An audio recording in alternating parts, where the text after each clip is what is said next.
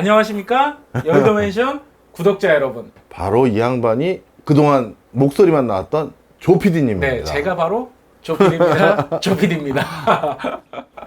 아니 이렇게 심경 변화가 생겨서 나오시기로 한 이유가 뭐예요? 뭐 심경의 변화라기보다는 좀 화력 지원 좀 하려고 왔어요. 여러분 사실 그동안 교정을 하고 있었어요. 본인이 교정 끝나면 나오겠다고 해서 이렇게 나온 겁니다. 제가 이 나이에 교정한다고 그러니까 뭐 교정 시설에 있었던 거 아니냐 이렇게 뭐 그렇게 오해할 수도 있는데 그런 게 아니라 치아 교정을 얘기하는 거예요. 치아 교정을 제가 늦은 나이에 치아 교정을 했었거든요. 네. 교정 시설에 있었던 거 아닙니다. 오케이. 이걸 보여드려. 야 중민 한번 해드려. 건치 PD. 여의도 건치 PD. 예. 저 청취자 여러분, 저희 컨셉입니다. 그냥 형이 동생에게 그 경제 공부, 그 다음에 돈 공부 시켜준다. 그런 편한 어떤 뭐랄까 컨텐츠를 만들려는 거지. 제가 뭐 방송 중에 뭐 반말 찍찍하는 거 아닙니다. 근데 이 친구 안 나오니까 그걸 몰라서 그래서 나오게 됐어요, 이제. 지난 시간에 이제 말미에 이제 수나라 때부터 시작된 이제 과거제도. 맞다. 이제 중국의 어떤 기득권층에 어떻게 도움이 되는지 더 자세하게 좀 말씀을 해주신다고 그랬어요. 오케이. 내가 그때 우리 또 시간 거의 다 돼가지고 컨텐츠 과거제도라는 인류 역사상 가장 중요한 제도적 발명이었거든. 그 제도적 발명을 너무 간촐하게만 얘기한 것 같아서 지난번에 얘기했던 걸 좀 확장팩으로 제대로 말씀드린다 이렇게 보면 되는데, 지난번에 정확히 기억하시네. 수나라 때 만든 게 맞습니다. 네. 그래서 청나라 말기 때까지 존치돼서 한 1300년 정도 유지됐던 게 과거제도인데, 내가 좀 전에 뭐라고 했어? 이 과거제도가 인류 역사상 발명된 제도 중에서 가장 영향력과 파급 효과가 컸다 뭐 이렇게 얘기했잖아. 그렇죠. 그게 그럴 수밖에 없는 게, 이 과거제를 보고 벤치마킹해서 영향을 받았던 나라가 일단 우리나라 과거제를 그렇죠. 했었으니까. 예, 그렇죠. 공무원 시험 있잖아요. 그렇지. 일본, 그 다음에 베트남, 저 멀리 영국, 프랑스 모두 과거제도를 보고 실적에 근거해서 사람을 평가해야 되는구나. 그리고 실제 학력에 근거해서 사람들을 평가해야 하구나. 이런 것들에 대해서 완벽하게 그 인식 전환을 하는 결정적인 제도가 바로 과거제도였어요. 확실한 거는 봉건제도보다는 더 영향력이 있는 것 같아요. 그럼 사실 봉건제도를 보고 나서 많은 사람들이 하나 걱정이 된 건 있었어. 지배계층이 분명 원하는 건 이 땅, 이 권력, 이 권세, 내 아들, 내 손주에게 물려줘야 되는데. 그렇죠, 영제 안에서. 그런데 분명히 눈 빨갛게 쳐다보면서 저것들끼리만 해먹네? 이러고 있거든. 그런데 그 전까지만 하더라도 뭘 가지고 그 봉건제를 유지하기 위한 중요한 맥락을 잡았냐면, 우리는 그런 피가 다르다. 블러드가 다르다. 그러니까 니네는 할 수가 없는 거야. 이걸 굉장히 중요시 여겼다고.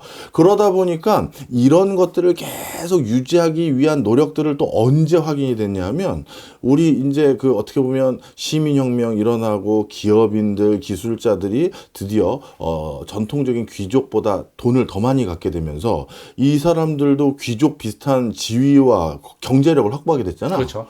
근데 이 귀족들이 이걸 인정하고 싶지가 않은 거야. 그래서 그때 상당히 많은 귀족들이 어떤 학자들에게 돈을 많이 대줬냐면 우생학. 우생학. 그리고 내추럴본한 어떤 그 사람의 어떤 타고난 무언가가 다르다는 걸 입증하는 연구에 엄청난 투자를 해. 그래서 리더에 대한 초창기 연구 결과는 정말 황당해. 리더들은 이런 사람이다 했던 게 뭘로 자꾸 귀결됐냐면 생물학적인 징후. 그래서 리더는 일반인보다 키가 좀 크더라. 리더는 장남 출신이 많더라. 리더는 A형 비율이 좀 높더라. 그리고 리더는 상대적으로 좀 종교적인 면이 많더라. 리더는 담배는 잘 안 피는데 술은 많이 먹더라. 말도 안 되는. 리더신데? 담배 안 하고 술 많이 먹으니까. 네, 리더신데? A형이네. 네. 그래. 이런 식으로 리더는 뭔가 타고난 뭔가 기질이 있지 않을까라는 그걸 연구하는데 돈을 귀족들이 많이 된 거야. 근데 그런 게 있을 리가 있겠어. 그럼요. 자, 그래서 이처럼 뭔가 귀족들은 타고난 걸 가지고 진입장벽을 만들려고 했는데 이걸로 자꾸 안 될 것 같고 자꾸 넘보는 애들이 있는 거야. 그래서 제일 무마하기 쉬운 방법이 뭘까를 계속 고민했는데, 저기 그 어디야 그 동양의 실크로드의 끝단에 있는 중국이라는 나라에서 세상에 과거제도라는 제도를 만들었다고? 아, 그러니까 시험만 보면 누구나 나랑 직접적으로 아련하면서 국가를 같이 통치하는 관료가 되고 어떻게 보면 국가의 위정자가 될 수 있는 그런 제도? 끝내주네. 생각을 한 거야. 대신 과거로 왕은 못 된다. 그렇지. 그것도 중요해. 아, 진짜 중요한 얘기했어. 자, 그러면 이제부터 본격적으로 왜 프랑스를 비롯해서 영국을 비롯해서 많은 국가의 위정자들이 이 과거제도 좋구나, 이거 차용하자라고 하게 된 건지를 얘기를 하려고 하는 거야. 오늘날 교육제도에도 많은 영향을 미쳐. 자, 보자고. 일단 과거제도가 시대별로 조금씩 차이가 있었는데 우리가 생각하는 가장 전형적인 과거제도가 완료된 시점은 명나라야. 명나라 때. 근데 이 명나라 때 과거제도는 두 가지로 나눠. 과거시랑 학교시로 나눠져. 그래서 최종 합격을 하려면 이 두 가지를 전부 다 합격을 해야 되는데 내가 과거시랑 학교시라고 얘기했는데 사실 그 두 가지가 각각 3개의 시험씩이 있어. 아유, 복잡하네 벌써. 이 학교시는 어떻게 되는 거냐면 전국 각지에서 과거시 보러 오겠다는 사람들이 많은데 근데 이 중에는 말이지 이런 사람들 있잖아. 왜 솔직히 수험생활 열심히 안 했는데 혹시나 하는 마음에 붙을까 싶어서 그냥 오는 사람들, 허수 지원자들. 이런 사람들 때문에 행정력이 너무 마비가 되는 거야. 이거 응시율이 우리 공무원 시험도 몇백 대 1 되면 전국의 모든 고등학교 빌리고 하니까 그렇죠. 이거 뭐 우리 수도 난징이니 뭐 베이징이니 여기에서 이걸 해결할 수가 없는 지경이 됐다고. 그래서 아이디어를 생각한 게 학교시를 먼저 붙은 사람만 과거시를 볼 수가 있는 거야. 이 학교시가 또 시험이 몇 개? 3개야. 현시, 부시, 원시 이 3가지를 얘기하는데 이 현시, 부시, 원시 이 3가지 학교시를 전부 합격을 해야 바로 과거시를 볼 수가 있는 거야. 과거시를 합격을 하는 건 3가지가 있는데 향시를 붙어야 되는 게 먼저야. 이 향시는 무슨 향이겠어? 고향? 맞아. 내가 살고 있는 지방에서 먼저 시험을 보는 거야. 그래서 그 향시를 붙은 사람이 그 다음에 이제 뭘 보냐면 회시를 봐. 이 회시는 뭐냐 하면 어디냐? 수도에 가서 보는 거야. 아, 이거 뭐 약간 전국체전 같은 그런 그렇지. 개념이네요. 동네에서 내가 일단 뭔가 대표 선수가 되면 그렇죠. 그 다음 이제 서울 가는 네, 시대배 우승하고 도민체전 우승하고 그렇지. 전국체전 나가는 그런 거야. 그래서 회시를 보러 간 다음에 그 다음에 전시라는 걸 봐. 이 전시는 황제 앞에서 마지막으로 시험을 한번 보는 거야. 자, 그러면 이 과거시라는 이 3가지 시험을 모두 다 합격하려면 어떻게 해야 돼? 뭐 전폭적인 지원, 공부만 할 수 있는 토대가 마련이 돼 있는 사람만 할 수 있는 거잖아요. 그렇지. 그러니 네가 말한 것처럼 수험 기간이 길어질 수밖에 없는 거지. 상대적으로 돈을 지원받을 수 있는 사람들만 실제 과거에 최종 합격을 할 수가 있었어. 일단 표면상으로 이 치열한 경쟁률을 뚫고서라도 합격만 하면 무조건 나랑 같이 국가를 통치한다라고 했지만 첫 번째 네가 진입장벽인 이거는 금전적인 싸움이다. 실질적으로 돈 놓고 합격하기라는 요소도 상당히 많이 있다라고 얘기한 거잖아. 그거 말고도 또 어떤 요소가 있는지를 좀 몇 개 얘기할게. 네. 지난번에도 슬쩍 얘기했지만 중국에서 합격을 하기 위해서 제일 중요한 요소 중에 2가지가 있는데 사숙과 과외야. 사숙과 과외. 어. 과외는 짐작이 가는데 사숙은 뭐? 사숙은 실제 선생님을 구하기가 어렵잖아. 돈 없는 사람들은. 그래서 사숙이라는 게 머릿속에서 시뮬레이션을 하는 거야. 아. 내 옆에 공자님이 앉아 계시고 이 공자님이 나에게 지금 이 사서오경을 가르쳐주고 있다. 이렇게 했었을 때 이 사서오경에 대해서 공자님은 이렇게 얘기하시니 나는 이렇게 화답하리요 하면서 본인이 시뮬레이션 공부를 하는 거야. 그래서 이 사숙을 하는 사람들이 많았고, 물론 뭐 하나 말해주면 그 당시 서원이라고 해서 민간 교육학교들이 있긴 있었지만 그게 중요한 게 아니라 사숙의 합격률은 낮고 과외받은 사람들이 합격률이 높지. 아, 그래요. 내가 얘기했잖아. 그렇죠. 뭐라고? 쪽집게. 네. 그래서 어떻게 하느냐? 일단 학교시를 붙은 명망가 집안의 자제들은 아버지가 일단 난징이나 베이징에 집을 구해줘. 너 이제 과거시를 제대로 공부해야 된다. 아빠가 네 형도 합격했을 때 아니면 네 증조부가 합격할 때 사놓은 집을 거기 아직도 비워뒀다. 거기 가서 이제 본격적으로 과거시를 준비해라. 그럼 제가 책만 싸가지고 가면 됩니까? 아니다 이놈아. 거기 가면 네 과외 선생님이 기다리고 있을 거다. 책도 다 있다. 작년에 장원하신 분이래더라. 그리고 그 사람 수업 끝나면 재작년 장원한 사람이 계속 수업할 거다 이놈아. 이렇게 된 거야. 그럼에도 불구하고 위정자들이나 이미 초창기에 어떻게 보면 황제 옆에 있었던 그 어떻게 보면 친인척이라든가 개국공신들은 그럼에도 불구하고 우리 내 아들은 꼴통이야. 얘는 내가 그렇게 돈을 발라서 그 선생을 붙여도 그 책에 있는 내용 그걸 못 외워서 맨날 떨어진다. 이게 또 걱정이 된 거야. 그래서 어떤 제도를 도입했다? 지역별로 합격자 수를 쿼터를 둬. 사실 요즘 중국도 그렇죠. 똑같지. 그래서 어떻게 하느냐? 지역별로 어느 동네에선 몇 명 합격하고 어느 동네에선 몇 명 합격한다. 이 쿼터를 두는데 그런데 이 쿼터를 둘 때 어떻게 하느냐? 생각을 해봐. 수도에서 산다는 건 지금도 집값이 비싸잖아. 그렇죠. 당시에 집값이 어떻겠어? 똑같아. 엄청 비싸. 그래서 지방에 진짜 어렵게 고학하는 사람들은 수도 근처에 살 수가 없어. 그런데 그 중에선 천재들도 있겠지. 그런데 그런 애들이 막 진짜 막 5만 대 1로 합격하고 그러면 우리 아들은 또 그래서 떨어진 거잖아. 그래서 나름대로 지역별로 합격생의 쿼터를 두는데 수도 근처에 합격생 쿼터를 늘려놓은 거야. 그리고 어떻게 한다? 우리 애는 슬쩍 그 호적을 어디로 옮긴다? 수도로 옮기는 거야. 거기 살고 있는 게 맞잖아. 그렇게 해서 지역 간의 뭐라고 그러지? 실질적인 경쟁률이 다른 거야. 요즘 중국이 어때? 지역마다 수능 문제가 달라. 네, 그렇다고 그러더라고요. 그러면 문제가 다른 것도 이게 과연 형평성이 있느냐가 의구심이 드는데 요즘 중국의 대학 입시 제도의 최종 합격생 점수도 그래서 달라. 바로 이런 제도를 처음 창안한 게 과거제야. 참 그런 면이 있었구나. 지금도 중국에서 어떻게 보면 아버지가 크게 사업하거나 아버지가 공산당의 중요 보직을 갖거나 아버지가 어떤 국제기구에 일을 하거나 그런 사람들은 다 어디 살겠어? 북경 근처에 살고. 그렇지. 아니면 상하이 근처나. 네, 상하이 근처. 그러니까 그쪽 지역에서 태어난 사람들의 합격률이 상대적으로 좋을 수밖에 없도록 제도가 세팅되어져 있는 게 과거 때도 그랬어요. 과거 제도 때도. 실제 베이징에서는 또 대학도 워낙 많다 보니까 꼭 베이징 대학이 아니라 베이징 사범대학이라든가 그거에 준하는 나름대로 명망 있는 대학도 많고 그렇죠. 나는 선생님이 되고 싶어 하는 애들은 글로 갈 거 아니야. 그러다 보니까 이러한 특이한 점들이 많다라는 거지.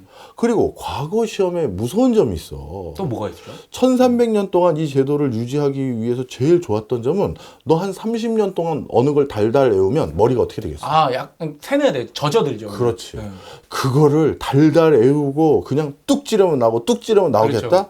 이미 세뇌 직전까지 간 거야. 그렇죠. 그럼 얘네는 내 목에 칼을 댈 이유가 없는 이미 차라리 절 죽여주시옵소서라는 대사가 저절로 나오게끔 할 수 있는 지경까지 가야 합격이 되는 거야. 그리고 간간이 또 뭘 꼭 잊지 않았냐면 어느 동네에 진짜 개천에서 용나는 거 있잖아. 저기 낙도에서 자란 진짜 어마어마한 청제가 아주 조기에 소년급제를 해서 머리에 사서오경이 다 들어가 있고 이런 장원급제가 됐다. 모두 열심히만 하면 이렇게 될 수 있느니라 하려고 진사비를 내릴 뿐만 아니라 황제가 그 동네에 공물 보내가지고 축하해라 하면서 이렇게 기회가 있는 나라인데 이놈아 네가 공부를 못해가지고 이놈아 이렇게 되는 제도로 바꿔버려. 나 자신을 탓하게 되는구나. 그렇지. 굉장히 무서운 제도지. 그래서 항상 기억하셔야 됩니다. 어느 제도를 입안하고 그걸 유지하는 건 그거는 지금과 같은 민주사회에서도 대부분 위정자들이 아젠다를 던져요. 그리고 그 아젠다를 던진 것들 중에서 위정자들이 그걸 또 셀렉해서 표로 잡아서 올리지. 그러면 그거는 사실은 우리를 위한 것도 없다고 말하고 싶지는 않아. 그럼 내가 이 인생이 너무 우리 좀 우울해지니까 있지만 본인들에게도 이점이 있으면서 우리들에게도 이점이 있는 거는 아주 롱런하는 제도다. 그래서 과거제가 그런 내막이 있었어. 왕조는 바뀌었지만 과거제는 바뀌지 않았죠. 과거제 그럼 끝난 거, 그 하나 질문 좀 해줘. 네. 출연하니까. 과거제 왜 끝났는지. 뭐가 궁금하세요? 네. 이거 라이브야? 중국에서 과거제는 왜 끝난 거예요? 청나라가 말기에 충격을 받았어. 음. 일본이라는 저 왜구들, 저 같지 않은 놈들이 세상에 청일전쟁에서 이기고, 그리고 러일전쟁에서 이긴 거야. 그런데 저놈들이 어떻게 저렇게 유능해졌느냐 했더니 근대식 교육제도를 도입해서 어마어마하게 급성장하게 됐습니다. 아하, 이제 더 이상 1300년을 유지한 이 과거제도는 이 황제의 기득권과 황실의 기득권을 지킬 수가 없구나. 그렇게 해서 어떻게 했느냐? 중국 청나라에서 스스로 이 과거제도를 없애고 어떻게 했냐면 일본에게 이제 우리가 근대식 학교 제도를 도입해서 일본으로부터 신문물을 배우자라고 청나라에서 먼저 선택을 한 거야. 그렇게 해서 이제 일본식 제도가 들어오기 시작했는데, 그런데 이게 또 언제 끝났냐면 신해 혁명이 일어나고 난 뒤에 어떻게 됐느냐? 이제 청나라가 없어졌잖아. 중화민국이 들어섰잖아. 그렇죠. 그리고 나서 중국의 교육제도에 가장 결정적인 영향을 미친 건 미국이야. 정말 이게 또 아이러니하지. 미국이 설립한 대학이 칭화대학이야. 그래요? 그럼. 그리고 초창기 그 중국의 대학을 가장 많이 설립한 나라가 미국의 선교사들이 중국의 대학을 많이 설립해줬어. 대표적으로 내가 그것도 찾아왔어. 옌징 대학이 미국 선교사들이 세운 미션 스쿨이었고, 진링 대학이야. 그 다음에 링난 대학이야. 이런 대학들이 바로 미국 선교사들이 중국에 세운 대학인데, 그렇다면 왜 미국의 선교사들이 중국에 이렇게 대학도 많이 세우고 중국에 이렇게 적극적으로 교육을 많이 시켰느냐? 이유가 두 가지가 있어. 첫 번째는 일단 중국이 그 당시 그 청나라가 망해가기 시작하면서 불평등 조약을 맺어가지고 선교사들의 활동을 막을 수 있는 법적 근거가 없어졌어. 맞아요. 그러니까 자유롭게 가가지고 마음껏 할 수 있게 되다 보니까 포교 활동도 자유로워지고. 그렇지. 아편 전쟁 이후. 맞아. 그러다 보니까 중국에서 선교 활동을 원활히 할 수 있게 됐고, 그러다 보니까 미국 본토에 있는 사람들에게 많은 자금을 모집했어. 제가 무지몽매한 이교도들을 포교하고 오겠습니다 했더니 돈을 많이 준 거야. 그래서 그 돈으로 대학 짓고 선교 활동할 수 있도록 된 거고, 그런데 여기서 끝이 아니야. 또 하나가 더 있어. 의화단 사건 때문에. 의화단 사건. 신해혁명 전에. 그렇지. 네. 그때 의화단 사건의 책임을 결국 청나라에게 물었잖아. 그렇죠. 그래서 청나라가 세계 각국에 엄청난 배상금을 줘야 되게 됐어. 네. 근데 그 배상금을 세계 열강 국가들이 너무 많이 청구한 거야. 네. 그래서 국제사회에서 난리가 났어. 야, 우리가 이거 해도 너무했다. 야, 작작하지 이게 뭐야? 한 거야. 그래서 진짜 그게 국제사회에서 문제가 돼서 일부를 청나라에게 돌려줘라 했는데 돌려주는 대신 어떻게 했느냐? 대학을 세워주거나 학교를 지어주는 걸로. 아니면 그 대학을 나온 사람에게 미국 유학을 시켜줬어. 그래서 미국은 칭화대학 설립에 초창기에 펀딩을 댔고 칭화대를 졸업한 사람들에게 미국의 아이비리그를 올 수 있는 장학금을 줬어. 아이비리그로. 그래서 그 당시 칭화 학당을 졸업한 사람들 중에 하버드나 예일이나 콜롬비아 간 사람이 되게 많아. 그러니까 지금 중국이라는 나라의 아주 초창기 대학의 그 꼴을 만들어준 건 의외로 어디? 미국이야. 이게 참 아이러니지. 새로운 사실입니다. 평소에는 저희가 항상 뭐 럭비공이나 농구공을 준비를 해가지고 이렇게 안고서 얘기를 하는데, 오늘은 보니까 모자도 그렇고 공도 그렇고 야구예요? 이거는 얼마 전에 우승 기념으로 우리 LG 트윈스의 레전드 이상훈 투수가 야생마 이상훈 투수한테 직접 받은 고맙습니다. 야구 얘기는 그쯤에서 그만하시고 자, 우리가 수나라 때부터 시작된 과거 제도를 얘기하면서 우리가 중국의 교육 제도에 대해서 좀 언급을 했어요. 근데 그렇지. 하실 얘기가 더 많잖아요. 그렇지. 우리가 주제를 하나만 쭉 하지 않고 뭐 부동산도 좀 했다가 그렇죠. 한국 근현대 경제사와 함께 그렇죠. 그다음에 요즘은 이제 한국의 이민 정책 얘기하기 위해서 예. 이제 조선족이나 뭐 우리 재외동포 그다음에 예. 교포 이런 뭐 분들 얘기도 또 하고 롯데 얘기도 했었고. 그렇지. 네. 그다음에 또 한 가지가 이제 중국이란 나라, 그런 나라를 얘기하다가 이제 과거제로 아주 옛날 걸 했잖아. 다시 교육제도를 좀 얘기하려고 하는데 사실, 수많은 나라들이 있는데 그 중에서 어느 나라를 무서워해야 된다. 아니면 야, 저 나라 인정해야 된다. 그런 나라인지 아닌지를 결정하는데 제일 중요한 요소가 있어. 뭐겠어? 교육. 교육이야. 교육이야. 그래서 두 가지인데 특히 교육이 교육열이 있고 그 나라에 교육 제도가 있어. 근데 이 중에서 제일 무서운 건 교육열이야. 일단 본인들이 무슨 일이 있어도 날 아무리 막아도 우리 아이가 공부 못하게 아무리 막아도 내가 가르치겠다. 아니면 내가 아무리 열악한 환경이라도 나 공부하겠다. 이런 국민적인 어떤 그 큰 열망이 있는 나라들은 정말 무서워져. 또 우리나라가 그랬잖아요. 그렇지. 나는 이제 경제학자니까 산업인력 그리고 인적 자본 형성이라는 관점에서 이제 교육을 바라보는 거거든. 그래서 교육은 오래전부터 경제학의 테마였는데 초창기 중국의 교육제도와 산업인력 관련한 내용을 조망했던 논문들이나 이렇게 칼럼들을 보면 이 나라 개혁개방하면 정말 무서운 나라일 거다. 그걸 예측한 대학자들이 몇 명 있는데 일본 학자들도 있고 미국 학자도 있고 우리나라 학자도 있고 근데 그분들의 공통점이 전부 다 교육열이 장난 아닌 나라다. 이게 하나 있어. 그 다음 두 번째 교육제도가 있다고 했잖아. 이 교육제도는 이건 조금 이제 고민이 돼. 그래서 중국도 오늘 이 교육열과 교육 제도 관점에서 우리 과거 시대 말고 청나라 말기부터 네, 신해혁명 이후로 그때부터 좀 해보려고 하는데 청나라 말기부터 중국이 이제 쇼크를 받잖아. 그렇죠. 왜냐하면 일본한테 밟히다니, 러시아한테 밟히다니 이거 옛날에 별거 아닌 애들이었는데 하면서 이제 완전히 쇼크를 먹어. 심지어는 양무 운동을 거쳤는데도 일본한테 져요. 그럼. 그래서 그때부터 본격적으로 뭔가 좀 배워야겠다. 이렇게 생각을 한 것 같아. 그래서 이제 보편 교육을 그때부터 강화하려는 노력과 그리고 일부는 엘리트 교육.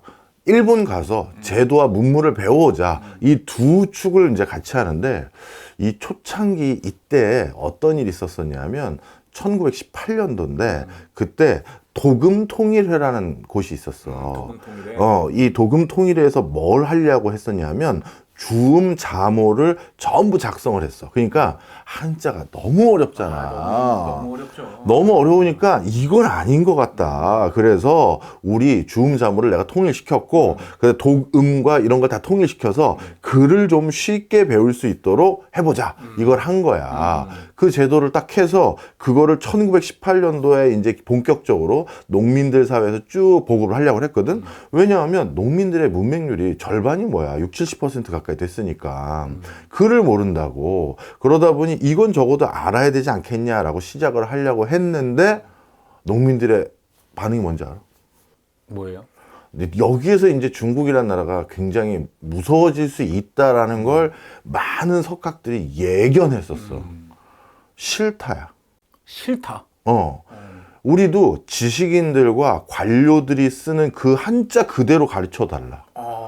나를 위해서 눈높이 낮춰서 이런 거 하지 말고 자존심 상한다. 제대로 가르쳐 달라. 이게 그 당시 중국 농민들의 발언이었어. 그 다음에 초창기 공산당 관계자들도 어떻게 했냐면 로마자 표기법을 도입했어. 로마자 표기법. 왜냐하면 이 한자를 너무 어려워하니까 그냥 로마자로 그 한자의 음을 따서 읽으면서 그걸로 그냥 소통을 하는 것도 충분하지 않겠냐 해서 이걸 라틴화 신문자라고 불렀어. 이건 공산당에서 만든 거야. 관계자들이 라틴화 신문자라고. 그런데 농민들 이런 사람들 원래 생업이 있잖아. 농사짓는. 그래서 어떻게 됐냐면 이 문자를 배우는 어떤 운동이 일어났냐면 신문자 동학이라는 게 설치됐어. 여기서 동학이 중요해. 무슨 동자일까? 겨울. 겨울 동자예요? 그렇지.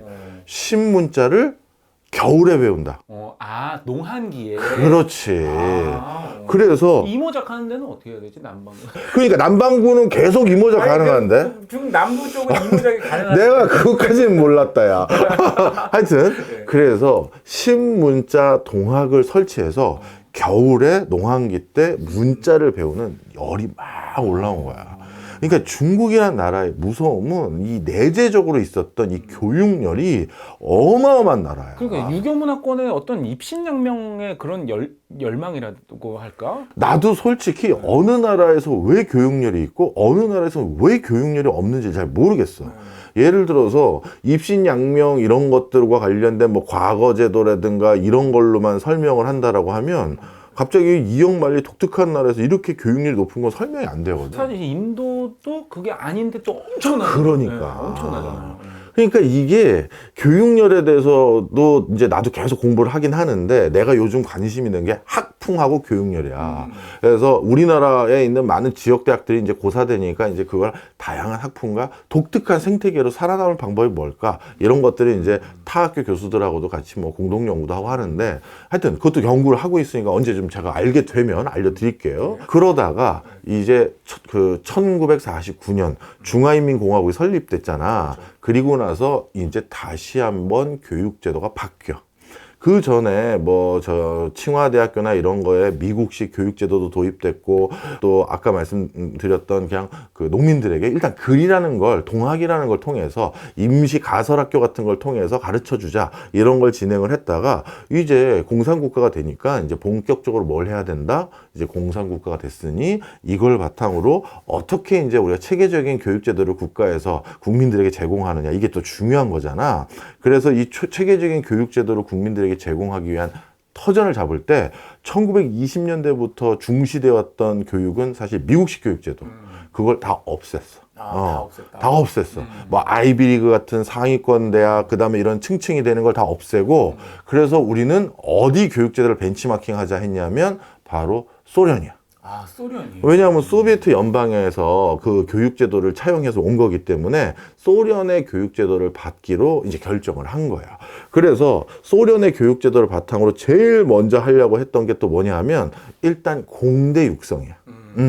공대 육성이 하나 있고 또 한 가지는 네가 말한 것처럼 무조건 공산국가는 일단 보편 교육은 굉장히 수준이 높아 이게. 그래서 보편 교육을 어떻게든 추구하자 이렇게 됐는데 그래서 만든 게 뭐냐면 노농 속성 학교라는 게 있어. 노농 속성 학교. 이거는 초등학교, 중학교 또는 중학교, 고등학교 이쪽 과정을 속성으로 배우는 거야. 왜냐하면 내가 학업을 놓쳤단 말이야. 내 나이가 30대고 내 나이가 40대인데 그럼 나도 기본적인 건 알아야 되지 않겠냐. 여기에서 아주 타이트하게 짧은 시간 안에 다 가르쳐주는 이 속성 학교가 하나 생겼고 그 다음에 노농업 여학교라는 게 있어. 노농업 여학교. 여기서도 중요한 게 여자야. 무슨 여자일까? 여가 할 때 여자야. 여가 좀 쉴 때. 그렇지. 쉬는 시간, 남는 시간에. 남는 시간에 내가 공부하겠다라는 거야. 그래서 야 중국이라는 나라 진짜 무서운 나라라는 게 이런 단어들에서 나와. 속성 학교 만들어 달라. 그렇지. 겨울에 공부하고. 나 놓쳤으니까 빨리 하겠다. 그리고 여학교를 만들어 달라. 그러니까 중국의 그 당시 여학교는 우리가 아는 그 여자 대학교, 여자 학교 이게 아닌 거지. 네. 자, 그런데 여기서 끝이 아니야. 이 사람들이 교육열이 너무 높다 보니까 이것만 가지고도 국가에서 선도적으로 모든 대륙에 있는 그 지역을 다 동시에 설치를 못할 거 아니야. 그렇죠. 그러다 보니까 선별적으로 먼저 설치하는 학교가 있고 설치하지 않아주는 나중에 설치하겠다는 학교들이 생기는 거야. 그 당시 그 농민들 사이에서 무슨 소리냐 왜 저쪽 동네만 먼저 학교 설립해주고 우리는 안 하냐 이렇게 된 거야. 근데 이제 중국도 우리가 재정이 이걸 어떻게 동시에 다 하냐. 그리고 그냥 학교만 덜컥 지어주는 게 아니라 선생님이라는 어떻게 보면 인증받은 교육자도 배출해서 줘야 되는데 그렇죠. 선생도 없다. 어떻게 하자는 거냐. 그리고 그 당시 베이비부머 세대니까 이게 또 숫자가 엄청 올라왔을 거 아니야. 그래서 놀라운 일이 있어. 그러면 우리가 우리 학교 설립할 수 있도록 허용을 해달라는 거야. 자체적으로. 그래서 농민들이 투자해서 설립된 민영학교들이 대거 등장해. 선생님도 모셔오고. 선생도 우리가 민영학교니까 우리 동네에 그 니네가 말하는 그 선생 역할 할 사람이 하나 있어. 우리가 알아서 걔랑 할 테니까 우리 여기서 한 걸 그냥 나중에 중학교 나온 걸로 고등학교 나온 걸로 인정만 해줘. 이렇게 된 거야.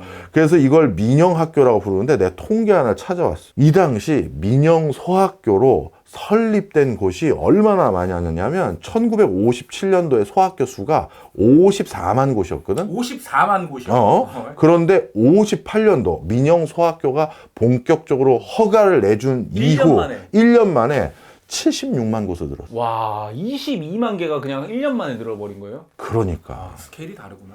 그러니까 이 중국인들의 교육열이라는 건 정말 상상을 초월해. 그래서 이런 엄청난 교육열과 함께 그 다음에 중국 정부도 전략적으로 이제 선택을 한 거야. 뭐든지 바이에를 치고 나면 체른이 치는 거고 순서가 있는 거야. 그래서 드디어 한자 간자화에 대한 방안을 1956년도에 딱 방안을 내라. 간체자가 그때 나오는 거예요. 그렇지. 그래서 한자의 간체차를 이제 본격적으로 보급을 해. 이건 되게 위험한 발언이긴 하지만 이미 우리나라 사교육의 어떻게 보면 지존이었던 메가스터디 손주은 회장이 얘기한 적이 있어. 솔직히 나도 약간은 동의를 해. 약간은. 운동과 공부는 똑같아.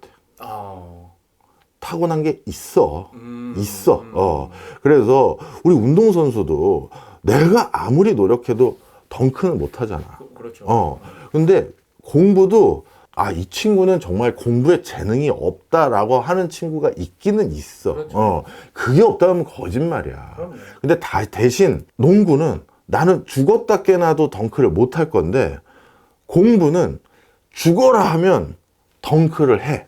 적어도 링에는 손이 닿죠. 그렇지. 네. 그런 약간의 차이는 있어. 하지만 분명 아주 수월하게 처음부터 공부해서 덩크를 찍는 애들도 있다는 건 분명한 사실이야.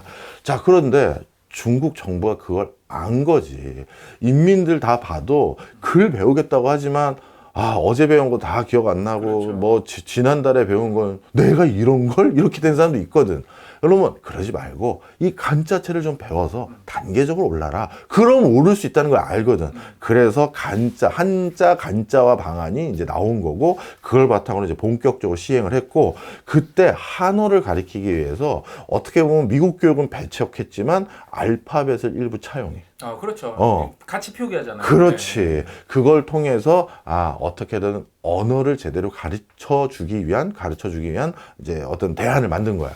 그다음 두 번째가 무조건 공대 육성이야. 사실 공산국가의 무서움이 국민들 전체 보편 교육을 시키고 그다음에 초엘리트 교육은 어디만 주로 중점하냐 하면 다 엔지니어 파트, 공학하고 과학이야. 그래야 방위산업이라든가 첨단 과학기술을 계속 육성할 수 있잖아. 공산권 국가가 생각해보니까 올림픽 스포츠도 또 어떤 일맥상통한 부분이 있는 것 같아요. 그렇네. 엘리트 체육 엄청나게 맞아. 그래서 공대를 집중 육성해. 근데 이제 공대는 집중 육성하는데 철저히 탄압한 그 학문이 있어. 경제학을 포함한 문사철과 사회과학이야. 문사철. 이 문사철과 사회과학을 어떻게 명명했냐면 부르주아 학문이다. 중국의 이 교육열이 이렇게 탄탄했다는 걸 바탕으로 이 나라 깨어나면 정말 무섭다라는 생각을 갖게 됐는데 근데 실제 깨어나는 일이 의도치 않게 생겼어. 뭐냐면 이 우수한 인재들이 이 공부열을 가진 이 어마어마한 사람들이 몇 억 명 아니야. 그렇죠. 이 사람들의 이 공부열을 날개를 필 수 있게끔 만든 의도치 않게 유학을 가는 일이 생겨. 그 유학을 가서 중국인들이 어떻게 바뀌는지 다음 시간. 중국 역사상 또 이제 현대에 들어서면 또 최고의 뻘짓이 있잖아요. 뭐지? 대약진 운동, 뭐 문화대혁명. 그 시기의 교육은 어떻게 흘러갔어요? 너 중국의 문화대혁명이라는 그 업적을 뻘짓이라고 지금 얘기한 거야? 저는 이 의견에 절대 동의하지 않아. 이러기예요? 이러기예요? 결론적으로는 경제적인 부분에서도 여러 가지 부분에서도 퇴보가 일어난 건 분명 사실이야. 그래서 그런 것들이 일견 그렇게 보이는 게 있는데 오늘은 그 문화 대혁명하고 대약진 운동이라든가 이런 게 의도치 않은 성과 가져왔던 것도 좀 말을 해줘. 아, 그런 부분. 재밌겠다. 우리가 사실 어떤 정책이라는 게 처음에는 그 시대상에서는 그 상황에서는 꼭 필요했지만 나중에 돌이켜보면 그것 때문에 지금 이렇게 됐잖아 이런 것도 있고 아니면 야 그때 그거 했더니 세상에 이런 효과가 생겼네 이런 게 좀 있어. 오늘은 그러면 그걸 좀 해보자고. 자, 문화대혁명 때 되게 큰 에피소드가 하나 있었어. 중국에서 대입이 없어졌어. 우리로 따지면 수능 실시 안 합니다. 이렇게 된 거야. 그 이유가 있어. 66년 6월 달에 베이징시에 있는 한 여자 중학생이 여중 다니는 여자 중학생이 마오쩌둥에게 편지를 보냈어. 아유. 가장 큰 구절이 뭐였냐면 마오쩌둥의 가슴에 그냥 못을 팡 박은 게 지금의 대학 입시 제도는 과거에 있었던 과거 제도와 다를 바 없다. 과거 제도는 모든 사람에게 균등한 기회를 준다 안 준다? 안 준다라고 얘기했잖아. 그래서 이게 무슨 우리 인민들과 농민공과 그 다음에 상인들, 우리 일반인들을 위한 입시제도냐? 평등한 사회주의 맞냐 이거? 그렇지. 그거에 대해서 과거제에 빗대어서 편지를 하나 마오쩌둥에게 보낸 거야. 그리고 나서 어떻게 했느냐? 아, 내가 그동안 고민을 해봤고 대입제도를 싹 바꿔야겠다. 진짜 기회의 장을 주겠다라고 해서 각 계층들로 하여금 추천을 받았어. 홍오류파라고 알아? 홍오류. 이 홍오류를 내가 한번 분류해 볼게. 어떻게 되어 있냐면 노동자 제일 큰 분류. 그 다음에 빈농하고 하층 중농. 중농 중에서도 하층이야. 그 다음에 혁명 간부, 혁명 군인, 혁명 열사. 이 정도가 돼. 이게 홍오류 이렇게 부를 수가 있어. 이 사람들에게 각각 우대를 하면서 니네들이 추천을 하면 우리가 반영할게 했어. 자, 그럼 여기서부터 네가 딱 걸리는 게 뭐야? 추천 말씀하시니까 벌써 안 공정할 것 같은 냄새가 나는데. 정답입니다.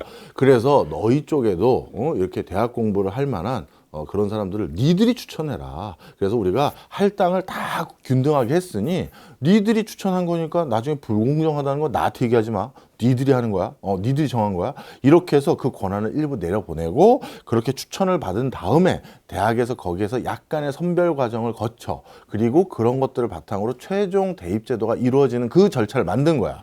그러니까 소양이라는 아니면 성적이라는 이거의 비중은 급격히 낮추고 사회적인 배분과 안분 그리고 여러 가지를 배려한 그런 대학 입시 제도를 만든 거야. 그래서 처음부터 오히려 불공정하다는 소리를 너무 많이 들었고 또 그럼 니들이 추천했더니 그 과정에서 그 추천은 공정하게 됐겠어? 아, 그럼. 그러다 보니까 이건 정말 안 되는 판이 돼버린 거지. 게다가 이쪽은 우대를 하고 반대로 차별을 둬서 너는 수능 만점을 받아야 입학할 수 있어. 이런 계층이 있어. 예를 들어서 그거를 흑오류라고 불렀어. 흑오류. 이 흑오류엔 누가 들어가겠어? 분홍. 분홍. 그다음 지주. 지주. 그렇죠. 또 반동분자. 네, 반동분자. 그다음에 이게 제일 내가 보기엔 제일 정의하기가 어려워. 뭐냐면 악질분자. 악질분자. 너 악질분자였냐? 아니 누가 보느냐에 따라 악질분자가 될 수도 있고 뭐. 그렇지. 네. 그리고 마지막에 우파분자. 그러면 악질분자, 우파분자는 오히려 차별을 둬서 점수가 더 높거나 뭔가 네가 진짜 우리 인민의 삶을 풍요롭게 해줄 수 있는 재능, 장기가 있어야 우리가 널 천거한다 이렇게 되는데 아니 악질분자가 누군데? 제가요? 저 악질분자라고요? 이게 공평하자고 만든 건데 그것도 대입을 3년이나 쉬어서 이게 더 불협화음이 많은 거야. 그리고 그 과정에서 또 마오쩌둥이 이 교육개혁을 많이 개편했는데 그 중에 또 하나가 뭐였냐 하면 하방이라고 부르는 거야. 아, 하방. 하방 뭔지 알지? 시골로 보내는 거? 맞아. 바로 중국 베이징이라든가 주요 도시에 있는 그 아주 중요한 관료 역할을 하거나 능력 있는 인테리들을 무조건 지방으로 반강제적으로 내려버려 보냈어. 그 시대 중국을 그린 영화들에 많이 나오는 소재예요. 네, 많이 나오는 소재예요. 그래서 뭔가 그 얼굴이 뭐 뽀얀 누군가가 시골에 와가지고 막 그 학교 가르치고 하는 뭐 이런 거 있잖아. 네, 장찌 또 주연했었던 영화 중에 또 그런 게 있어요. 하방 내려온 선생님한테 사랑에 빠져가지고 결국에 이제 나중에 결혼하게 되는. 이게 문화 대혁명 때 교육 개혁으로 바로 한 여하고의 편지 때문에 대대적으로 이루어진 변화야. 근데 이게 의도치 않게 지금의 중국의 대경제적인 번영을 가져온 대표적인 모멘텀이었어. 일단 첫 번째, 모두가 평등한 교육. 우리나라도 사실 이걸 많이 희망하잖아. 그걸 해봤잖아. 나름의 형태로. 니들 기회 안 줬다고 했으니 기회를 줄게. 니네들 뽑을 권한 달라고 했지 줄게 했더니 정말 큰 문제가 난 거야. 그리고 나서 그 다음 모두가 합의했어. 우리 그냥 성적 순대로 합시다. 객관식 딱 시험 봐서 그거 가지고 얘 99점, 얘 98점, 99점 가고 싶은 대학 학과 찍어. 먼저 찍고 그다음 98점 이게 합시다. 이게 모두가 낫네. 승복할 수 있는. 그렇지. 그래서 그 뒤부터 중국에서 능력주의라는 것을 인정할 수밖에 없는, 그리고 그 기치가 근 3, 40년이 유지될 수밖에 없는 가장 큰 한번 해봤는데 안 되더라라는 명분을 만들어준 게 이거야. 그래서 그 뒤부터 중국은 어떻게 됐다? 1류 대학 있어야지, 2류 대학 있어야지, 3류 대학 있어야 돼. 그리고 그 1류 대학을 들어가는 방법, 예전처럼 한 과목만 잘하고 특기 적성만 잘한다? 그 적성 만들어내더만 얘가 문학에 엄청 소질 있는 것처럼 안 돼. 시험 보라 그래. 이렇게 바꿔버린 가장 큰 계기가 요거였던 거야. 그렇게 되는구나. 그렇지. 그다음 두 번째, 바로 하방이야. 이 하방의 또 한 가지 기능이 뭐였냐면, 그냥 그 동네에 학교 선생이 없어서 여기에서 공부 잘했던 아니면 능력 있는 사람들을 내려보낸 것도 있지만 더 중요한 요소가 있었어. 저 지방에서, 그 지방에서 뽑은, 얘는 좀 수학 잘한데 얘는 뭐 한학 잘한데 이런 사람들도 배우고 왔잖아. 그리고 저기 베이징이나 이런 데 뭔가 그 학교에서 하는 자체적인 시험을 보거나 면접을 보러 가면 빵점을 맞고 와. 빵점이요? 왠지 알아? 왜요? 언어가 달라. 중국은 표준어라고 하는 게 사실 보편적으로 다 같이 똑같은 표준어를 쓴 게 얼마 안 되잖아. 맞아요. 광동어도 뭐 딱 다르잖아요. 완전히 다르잖아. 그래서 배우고 온 걸 가서 퍼포먼스를 하려는데 뭔 소린지를 못 알아듣거나 쓴 게 달라. 일부가. 다는 아니고요. 그래서 이거 뭐야? 이렇게 된 거야. 그래서 그걸 또 해결하기 위해서, 그래서 베이징이나 상하이와 같은 가장 중심지에는 보편적인 표준어로 인정받는 그 언어를 가진 사람을 내려보낸 거야. 그래서 그 하방 덕분에 상당히 빠른 속도로 중국의 각 지역이 모두 단일 언어와 단일 문자와 소통 체계를 갖추게 된 거야. 그런 사람이 내려가서 가르치니까. 그렇지. 아나운서 한 명이 내려간 거네. 맞네. 그래서 아나운서가 자 이렇게 얘기하고 이렇게 하고 니네 시험 보려고 하면 이렇게 물어보실 걸 하니까 마치 제2외국어 배우듯이 그걸 한 거야. 어디까지 올라가는 거예요? 이거 그렇게 하지 마. 그렇게 하지 말고 어디까지 올라가는 거예요? 이렇게 하는 거란다 하고. 그렇지. 근데 이게 이 수준이 아닌 거 아시죠? 그렇죠. 완전히 말이 다른 겁니다. 그래서 이 하방이라는 것 때문에 어찌 보면 모두가 표준 시험에 응시할 수 있는 기본 베이스가 돼버린 거지. 그러니까 이 문화 대혁명 때 일어났던 교육 그 혁명이 그때 물론 큰 성과를 꼭 냈다고 말을 할 수는 없지만, 만약 그걸 안 하고 지금 처음부터 지금의 그 중국의 교육제도가 계속됐다면 반드시 무슨 소리 났겠어. 좀 더 균등한 교육제도 왜 안 하냐, 왜 하나의 장기 있는 사람들은 왜 대학 갈 수 있는 길이 없느냐부터 해서 5만 가지 불협화음이 아마 지금 생겼을 거라고. 그런데 그걸, 그 진통을, 성장통을 이미 문화 대혁명 때 다 해버린 거지. 그러니까 이 문화 대혁명이 반드시 부정적인 효과가 있거나 아무 효과성이 없었다고만 보기는 어려워.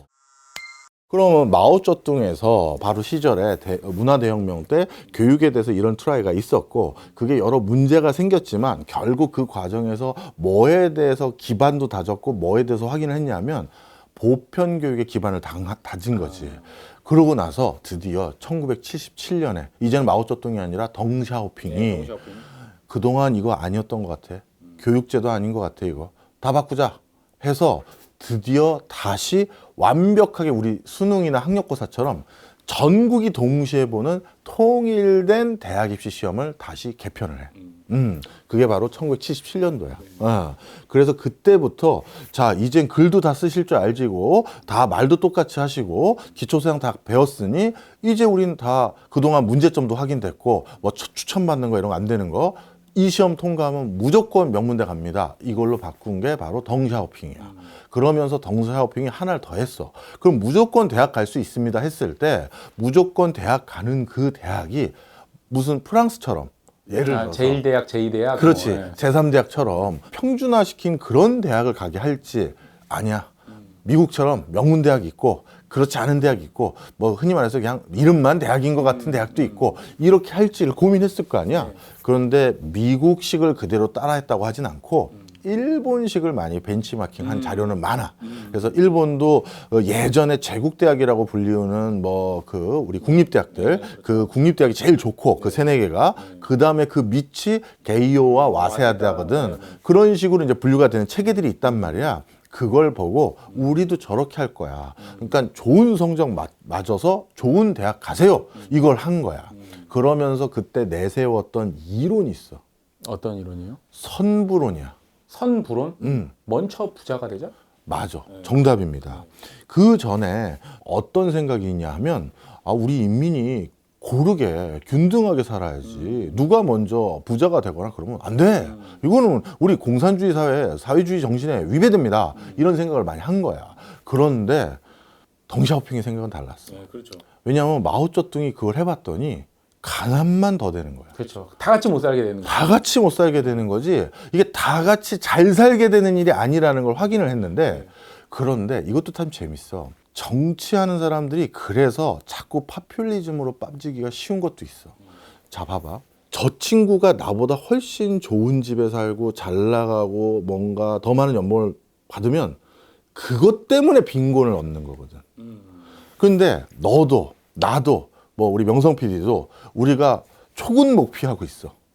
그러면 우리가 뭐 부자, 가난 이런 얘기 할 거 없잖아. 그렇죠. 그러니까 아프리카 저기 오지에 뭐 부족들이 너 부자다 뭐 이런 거 없는 것처럼 네, 그렇죠. 그렇게 되는 거잖아. 모두가 공평하죠. 모두가 공평하고 다 같이 잘 살자 못 살자 개념도 없어질 수도 있다고. 그렇죠. 그냥 자연의 일환이 되는 거니까. 아니 식수 구하려고 5km, 10km를 걸어 다니는데 무슨 부자 뭐 이런 개념. 맞아. 오늘 살기 위해서 오늘 노동하는 건데. 그런데 중국에서는 상대적 빈곤을 엄청나게 느끼게 돼. 왜? 대만이 1960년대, 70년대 무진장 발달하거든. 그렇죠. 그랬더니만 야, 다 같이 균등하게 뭐 해보자라고 지난 20년 가까이 해봤는데 다 같이 우린 가난만 해졌고 저 대만 봐. 대만은 엄청 잘 살잖아. 그래서 대만을 봤더니 능력 있는 사람이 자기 능력 발휘하게 놔두고 그래서 걔가 엄청난 부자가 되면 차라리 표현은 좀 그렇지만 그 근처에 있으면 콩고물이라도 떨어지더라. 아니 바다를 안 건너더라도 홍콩만 해도 천지개벽 일어나잖아요. 엄청 그것도 있었네. 네. 그것도 있었네, 진짜. 그래서 덩샤오핑은 이건 진짜 이제 아닌 것 같다. 그래서 선불원. 먼저 부자가 될 사람은 부자가 되세요. 그러면 뒤에 그 다음 부자가 될 사람도 쫓아가겠죠. 그럼요. 물이 흘러 넘칠 거니까. 네. 그리고 그 사람들이 또 부자가 되다 보면 거기서 또 뭔가 넘쳐나면 그 다음 또 누가 되겠죠. 그게 바로 선부론이야. 그걸 좀 더 구체적으로 덩샤오핑이 연설에서 했던 내용이 있어. 뭐라고 했냐면 내가 찾아왔어. 중국어로 부탁드립니다. 뭐라고 했냐면 최종적으로 모두 평등하면 되는 것이지 처음부터 평등을 추구할 필요는 없다. 모든 이가 풍요롭게 사는 이상에 다가서기 위해서는 먼저 부유해 줄 수 있는 사람은 먼저 부유해지도록 만들어주자. 이게 바로 선부론이야. 이 선부론을 하기 위해선 그래서 중국의 경제 시스템도 바꿔야 된다. 그렇죠.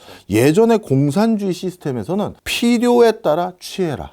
이게 슬로건이야. 그런데 이제 덩샤오핑의 사회주의 때는 어떻게 된다? 이제는 능력에 따라 취해라. 그래서 더 많이 뭔가 생산하고 양산해라. 그럼 그걸 우리 인민들이 나눌게. 이렇게 바꿔가야 된다. 이 얘기는 능력에 따라 취하라는 건 뭐야? 드디어 능력에 따라 차등을 인정하겠다는 거야. 그러면 능력에 따라 차등을 인정하겠다는 건 또 뭐야? 야, 너 성적 좋아? 그럼 넌 좋은 대학 가야지. 그렇죠. 넌 성적 안 좋아? 그럼 마 좀 공부를 열심히 하지 그랬어. 이렇게 바꾸겠다는 거야. 아니 저 나라는 사회주의고 공산주의를 추종했던 국가가 왜 이렇게 능력자들을 인정하고 왜 이렇게 능력에 따라 차등을 두는 걸 저렇게 선호하지? 이런 걸 두게 된 가장 근저에 국가 철학을 만든 게 덩샤오핑인 거야. 그래서 그 뒤부터 뭐가 일어난 줄 알아? 뭐가 일어났죠? 우리가 좋아했던 옛날 모든 홍콩 영화가 전부 서열을 가리는 영화야. 잘 생각해봐. 우리가 좋아했던 도신과 지존무상. 네, 누가 도박의 왕이냐. 그렇지. 네.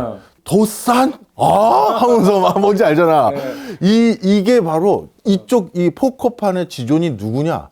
그 1등, 2등, 3등을 가리는 게 중국의 기본 문화가 돼버린 거야. 그것뿐만이 아니잖아. 쿵우 영화에서도. 정무문이 그거잖아. 도장 깨러 돌아다니는 그 사람들하고 하는. 바로 능력을 가리자. 그래서 이 조그만 빵 쪼가리, 이거 누가 가져갈 건데? 가리자. 이 문화가 이상하게 공산주의 영화들에 사회주의를 배경으로 했던 영화들이나 그 근저의 문화권에 이렇게 팽배하게 되는 이유가 이 선부론이 그 배경이 심지어 있어. 뭐 요리 가지고도 그렇네. 예, 요리 가지고도 식신. 요리 가지고도 막 가리잖아요. 맞아. 그래서 중국인들의 그 서열, 그 다음에 능력주의, 그 다음에 교육제도의 개편에서 선부론이 왜 태동한 배경이 뭐였고, 선부론이 어떤 역할을 했는지 얘기했잖아. 그런 그것이 지금 우리가 알고 있는 중국의 모습에 또 어떻게 이어지는지는 다음 시간에 하도록 하겠습니다. 여의도 맨션 구독자 여러분, 안녕하십니까? 예, 바야흐로 신학기철입니다. 이제 올해도 또 어김없이 또 고3이 되는 학생이 있겠죠. 그렇지. 네, 우리나라 또 교육열이 또 유난히 또 굉장히 교육열이 높아요. 맞아. 근데 또 우리나라만큼이나 또 어떻게 보면 또 우리나라보다 더 높은 나라가 있다고 지난번에 말씀하셨죠. 네, 거기 나라 뭐 유학도 많이 간다고 그러는데 그 얘기 좀 조금만 더 이어서 해주세요. 중국 맞아. 이 중국에 그때 우리가 어디까지 했는지 나도 기억도 가물가물하다만 유학생 이제 얘기해 주는 걸로 이제 귀결이 됐었지.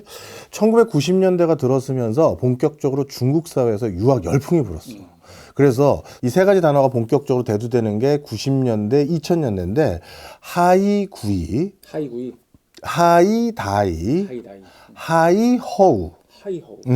자, 이 용어부터 정리하자고. 하이구이는 유학을 갔다가 공부하고 돌아온 사람들. 아, 돌아온 사람. 그럼 하이다이는 뭐겠어? 눌러 사는 사람? 그렇지. 유학 가서 안 돌아온 사람. 네. 그럼 하이허우는 헷갈릴 수 있겠다. 뭐예요?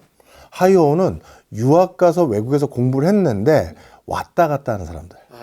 여기에서도 직장을 중국 본토에서 구하면 또 왔다가 또 거기 가서 또 살기도 하고 이런 사람들 하이허우라고 불러.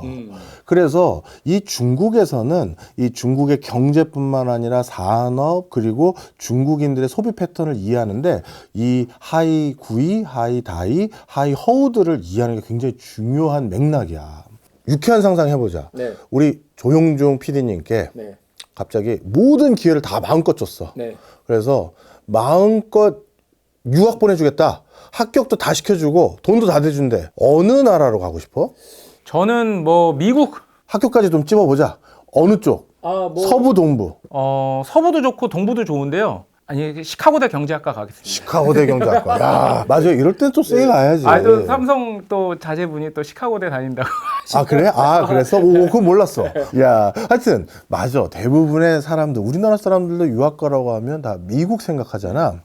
중국에서도 똑같아.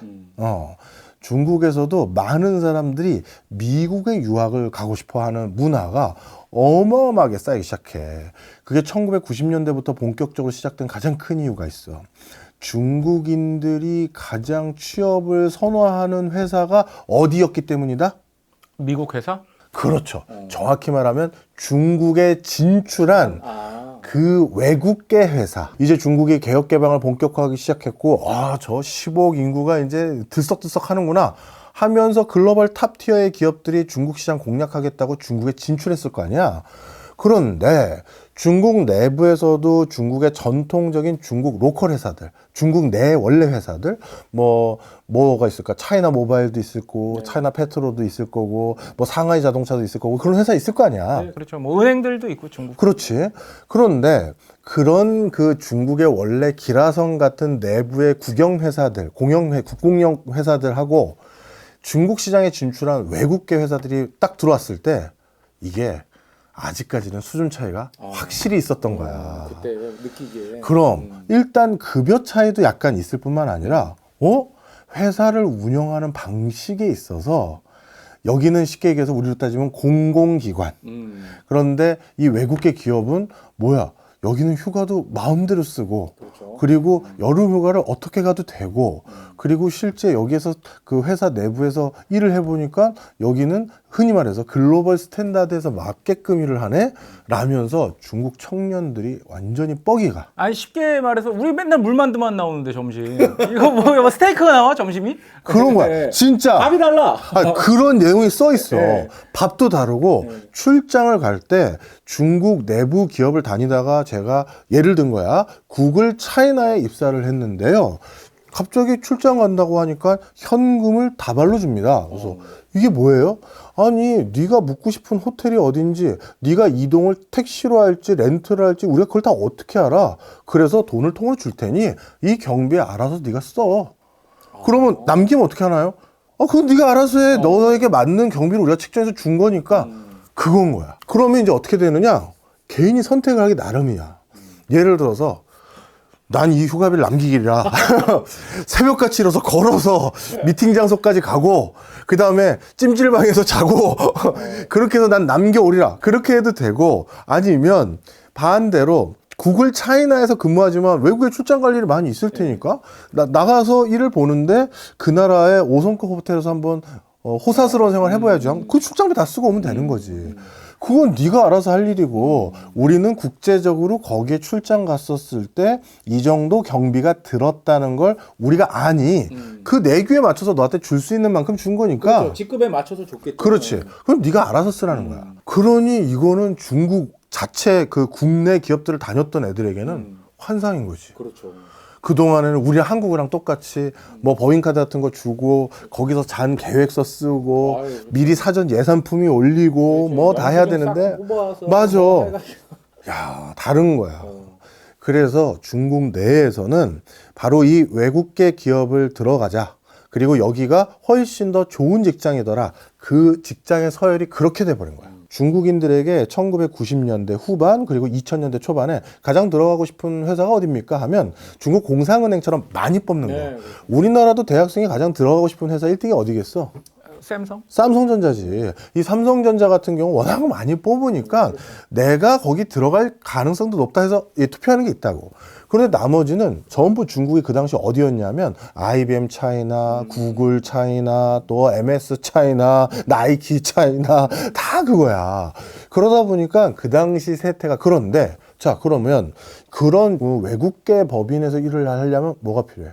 랭귀지. 그렇지. 바로 그래서 중국 사회에서 이렇게 유학이 단기간에 붐이 이룰 수 있었던 첫 번째 가장 궁극적인 요인은 중국 내에서 가장 선망에 맞이하는 좋은 직업이 외국계 회사가 됐기 때문이다. 이렇게 보면 돼.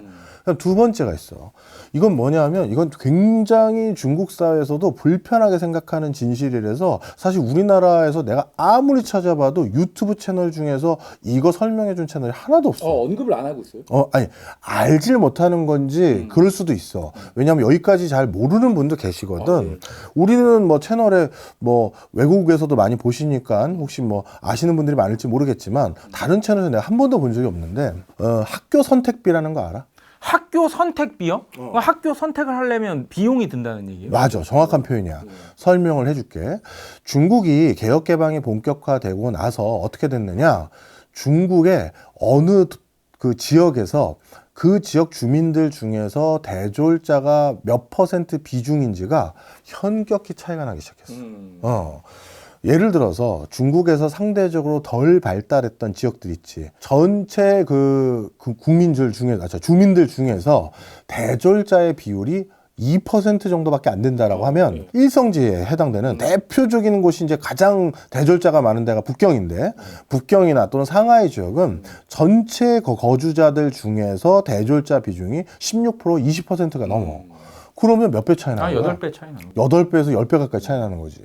그런 차이가 점점 심해지는 거야. 자, 그런데 이게 어디에도 문제가 생기냐면 바로 그 동네에 소학교, 중학교, 고등학교 선생의 질의 차이가 생기기 시작해. 아니 오늘 전체적으로 주제가 중국 차이나라서 그런지 몰라도 차이나는 얘기를 많이 하시는 거예요. 그 어느 정도 차이가 심해지냐 하면 중국에서 90년대 초중반에 저 중국 내륙 지방에서는 소학교 3학년 때 영어 수업을 들어가는데 해안가에 있는 일성지 도시에서는 소학교 1학년 때 영어 수업이 들어가. 영어로만 수업을 하는 영어 전용 수업이. 그러면 생각을 해봐. 영어라는 건 중국의 대입 제도의 가장 중요한 과목 중에 하나잖아. 그렇죠. 그런데 저쪽 그 내륙 지방에서는 그걸 3학년이나 돼야 가르쳐 주는데 저 해안가에서는 1학년 때부터 영어로만 수업을 하는 수업이 개설된다? 대학 진학 차이와 좋은 대학의 진학률 차이가 어떻게 생기겠어? 아무래도 차이가 이제 벌어지기 시작하겠죠. 현격히 벌어져. 그럼 그 차이가 왜 일어나느냐라고 했었을 때 난 여기서 솔직히 좀 음모론을 제시하고 싶어.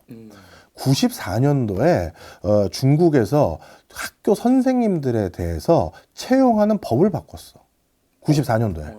그 전에는 일종의 국가가 배정하는 거였고, 그래서 거기 배정이 되면 고용 안전성이 우리 학교 선생님들처럼 그냥 정년이 보장되는 그런 제도였어. 근데 94년도부터 이게 어떻게 바뀌었느냐? 학교랑 선생이 알아서 협상해서 1년에서 3년 계약하는 걸로 바뀌어버린 거야. 우리나라 뭐 사립학교 교원 임용하는 그런 거랑 좀 비슷한 거예요. 그렇지. 그러면 왜 그렇게 바뀌었을까 했었을 때 중국 내부에서는 여러 가지 교육수에 적극적으로 부합하기 위한 거다라고 얘기를 했어. 무슨 소리냐? 농민공 많이 들어봤잖아. 그렇죠. 이 농민공들이 저쪽 내륙 지방이나 좀 낙후된 지역에 살다가 일성지 도시로 가서 일을 해야 큰 돈 번다. 다 알았잖아. 그래서 가족들이 통으로 애들 손 붙잡고 자기 원래 본적 있는 곳에서 떠나서 저기 대도시로 이사한단 말이야. 그러다 보니까 농민공 지역의 어떤 선생님을 평생 고용하겠다고 그 지자체와 학교 법인에서 채용을 했는데 학생 수가 없어진 거지. 그러면 우리 쪽에선 부담되잖아요. 그게 표면적인 명분이었어.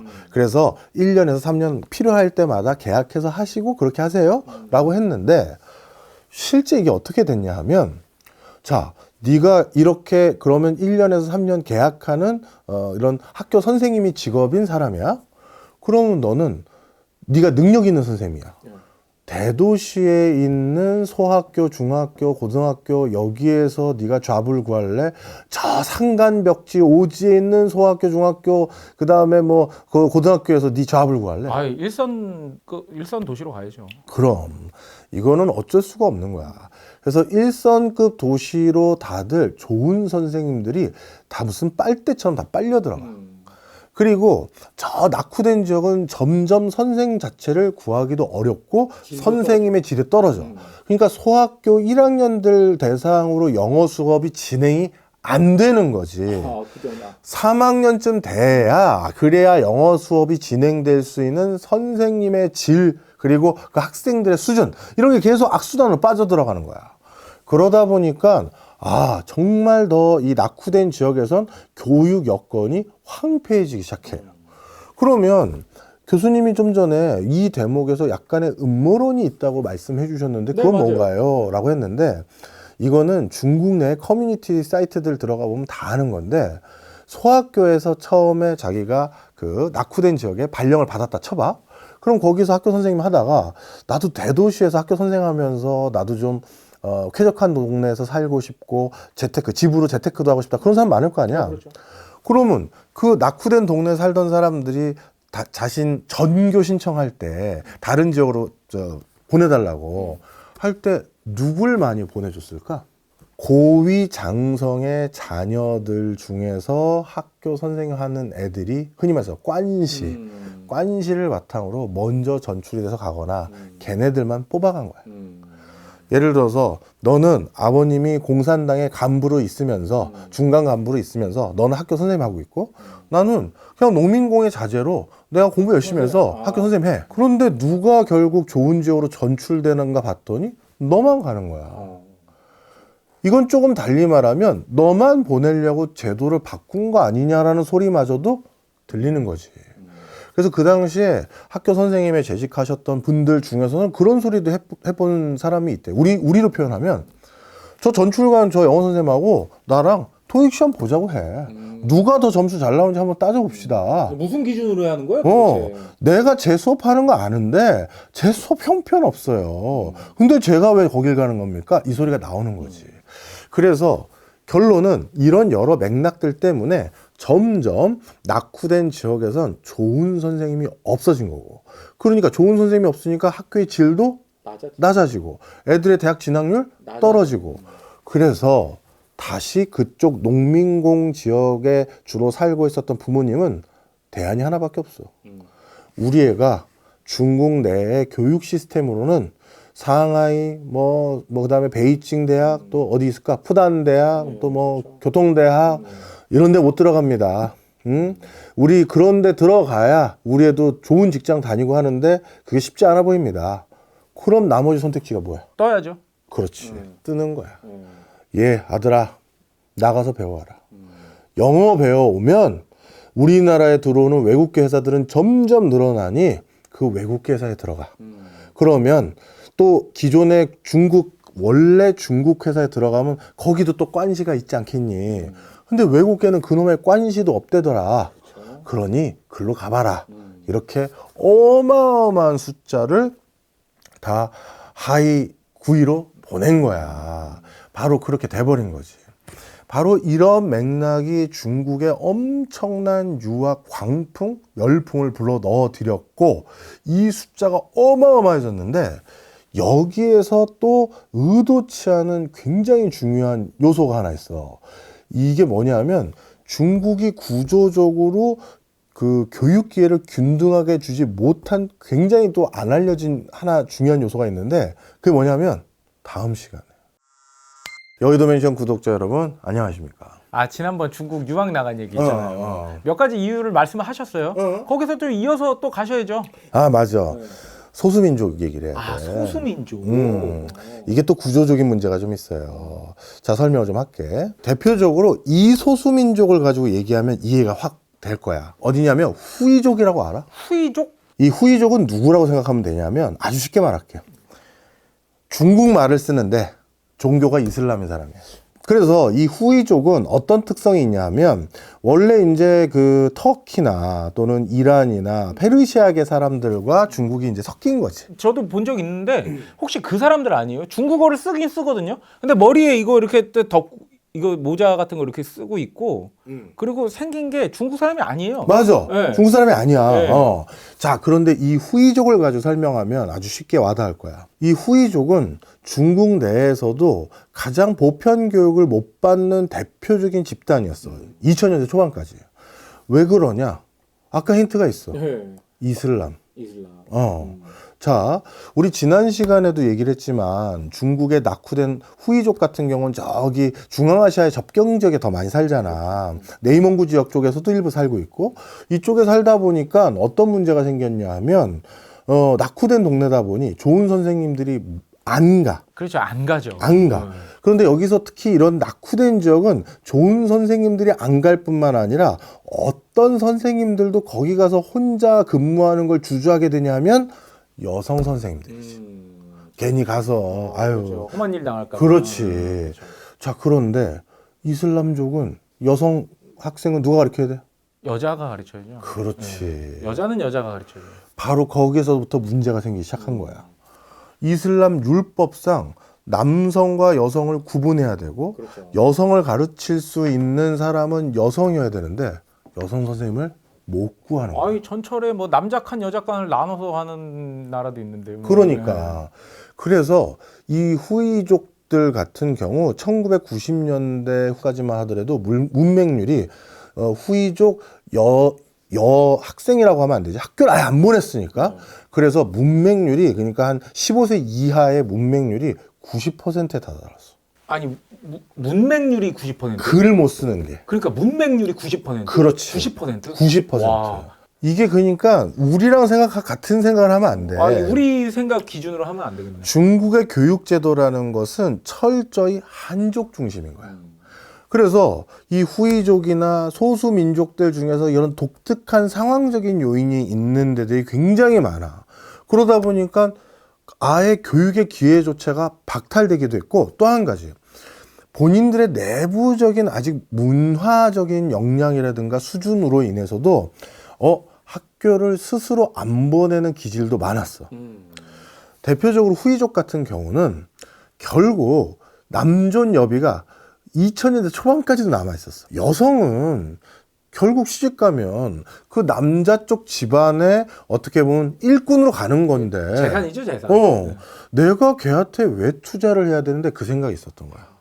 그래서 어머니 쫓아서 가사일 도우다가 시집 가라, 이렇게 돼서 학교 자체도 보내지 않는 그런 아주 독특한 문화권의 수이족들, 또 모수족은 또 다른 이유들이 있고 다 달라. 그러다 보니까 그 소수인족들에게는 보편적인 또 교육 혜택이 안 들어가는 거야. 그들의 문화와도 맞지가 않고, 아니면 또 상황적인 요인도 안 맞고, 그렇죠. 또 거기에 가겠다는 사람도 적고, 이런 맥락들이다 보니 중국의 교육 인프라라는 건 2005년 전까지만 하더라도 우리가 북경이나 상해로 우리가 보는 동네 있지, 그 수준으로 생각하면 안 돼.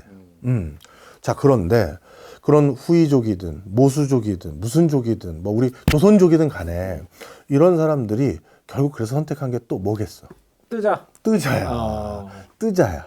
그래서 내가 진짜 놀란 통계를 봤는데, 2008년도에 OECD 국제 이민 통계, 요게 있어. 국제 이민 통계. 전 세계에서 가장 다른 나라로 이주를 많이 하고 이민을 많이 간 1등 국가가 어딘지 알아? 중국이야. 2위가 폴란드. 폴란드요? 3위가 루마니아야. 그러니까 중국이 1등인 게 물론 쪽수도 많아서 1등이겠지만 그렇죠. 중국인들이 그 당시에 얼마나 뜨자, 우리 여기선 기회가 없다, 그렇죠. 판단을 한 게 바로 그런 거지. 그럼 후이족 같은 경우는 자신의 이슬람 율법에 근거해서 교육시킬 수 있는 뭐 카이로 대학이라든가 이스탄불 대학이라든가 이런 데로 보냈었을 수도 있겠지. 그렇죠.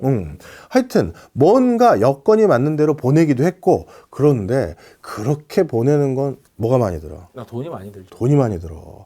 그래서 그 다음 선택한 다음 단어가 뭐냐면, 농민공 자녀들이 농민공 부모님과 함께 대도시로 가는 거야, 같이. 그렇죠. 대도시로 딱 가서 거기서 이제 생활을 하면서 같이 지내는 건데, 그럼 문제가 생기지. 중국은 우리 호패 제도가 남아 있어서 자기가 살고 있는 동네를 함부로 벗어날 수도 없고, 그 동네에 있는 학교를 진학하는 게 원칙이잖아. 그렇죠. 그런데 농민공 자녀들이 농민공 부모님과 함께 대도시, 일성지 도시 도시로 갔다고 하면 거기서 학교 다녀야 되잖아. 그렇죠. 그러면 동네 떠나서 다른 동네에서 학교를 다니려면 학교 선택비를 내라는 게 중국의 교육제도야. 거기서 학교 선택비가 나오는 거구나. 그렇지. 그런데 이 학교 선택비가 수천 위안이었어. 우리가 지금 1000위안이 한 18만 원 정도 되거든. 그러면 뭐 5천 위안이라고 치자고. 그러면 90만 원. 90만 원, 100만 원 돈 되는 거지. 자, 그런데 그게 90년대 중반에 중국의 국민소득 생각해봐. 적지 않죠. 엄청난 돈이야. 그렇죠. 그래서 그 학교 선택비라는 걸 또 부담을 해야 되는 상황이 생겨.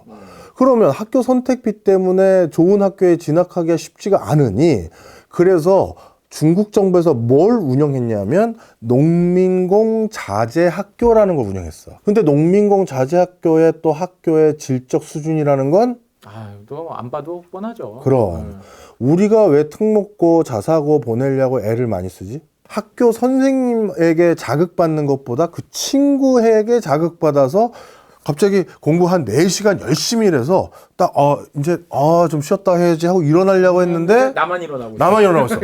쉬 하고 다시 이런 거잖아. 네. 그래서 야, 진짜 내가 앉은 자리에서 스트레이트로 8시간 일했다. 이제 좀 일어나야지 하는데 또 이렇게 되는 거잖아. 얘네 오줌은 어떻게 싸는 거야 도대체? 나 오줌 마려워 죽겠는데. 그렇게 해서 다 좋은 데 가는 거잖아, 사실. 학교 선생님이야. 잠깐 뭐 궁금한 거 있으면 교무실 찾아오고 하고 가는 거잖아. 중국 사회가 바로 이렇게 교육에 관련된 어마어마한 불평등의 구조가 내재되어 있었고, 그런 것들을 응출하는, 도저히 이 나라에서는 안 되겠다.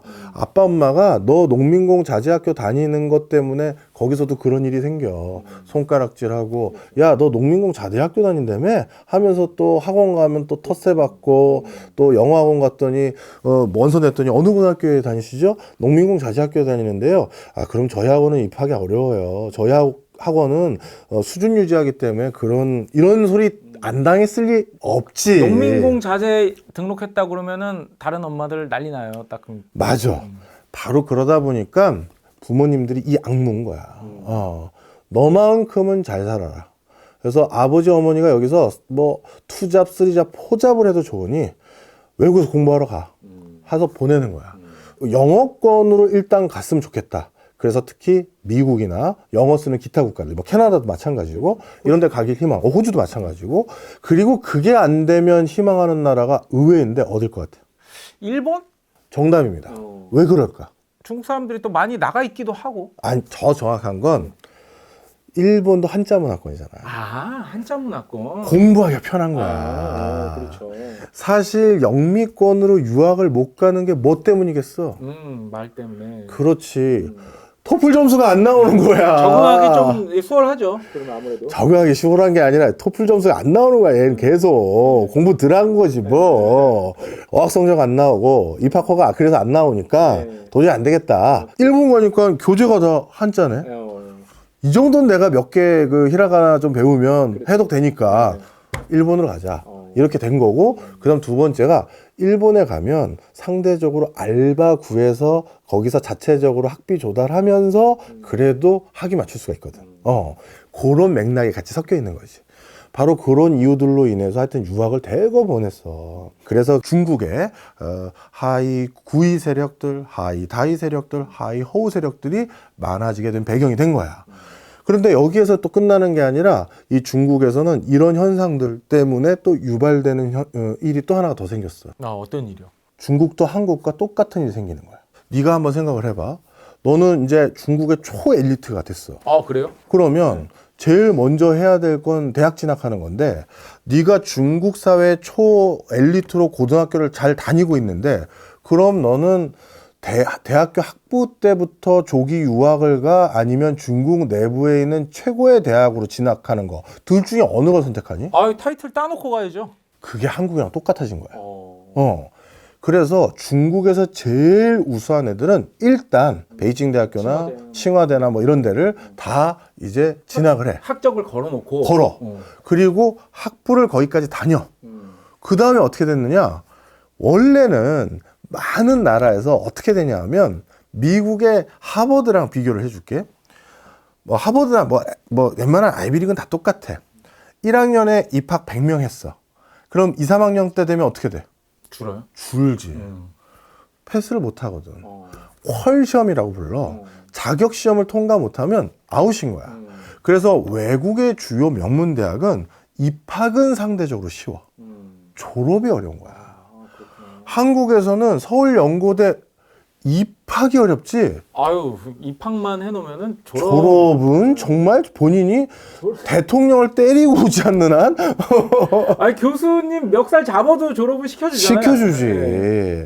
뭐 10년을 다니든 15년을 다니든 졸업한 사람, 옛날에 학생운동하는 사람 많았었잖아. 그렇죠. 이처럼 그게 바뀐 거야.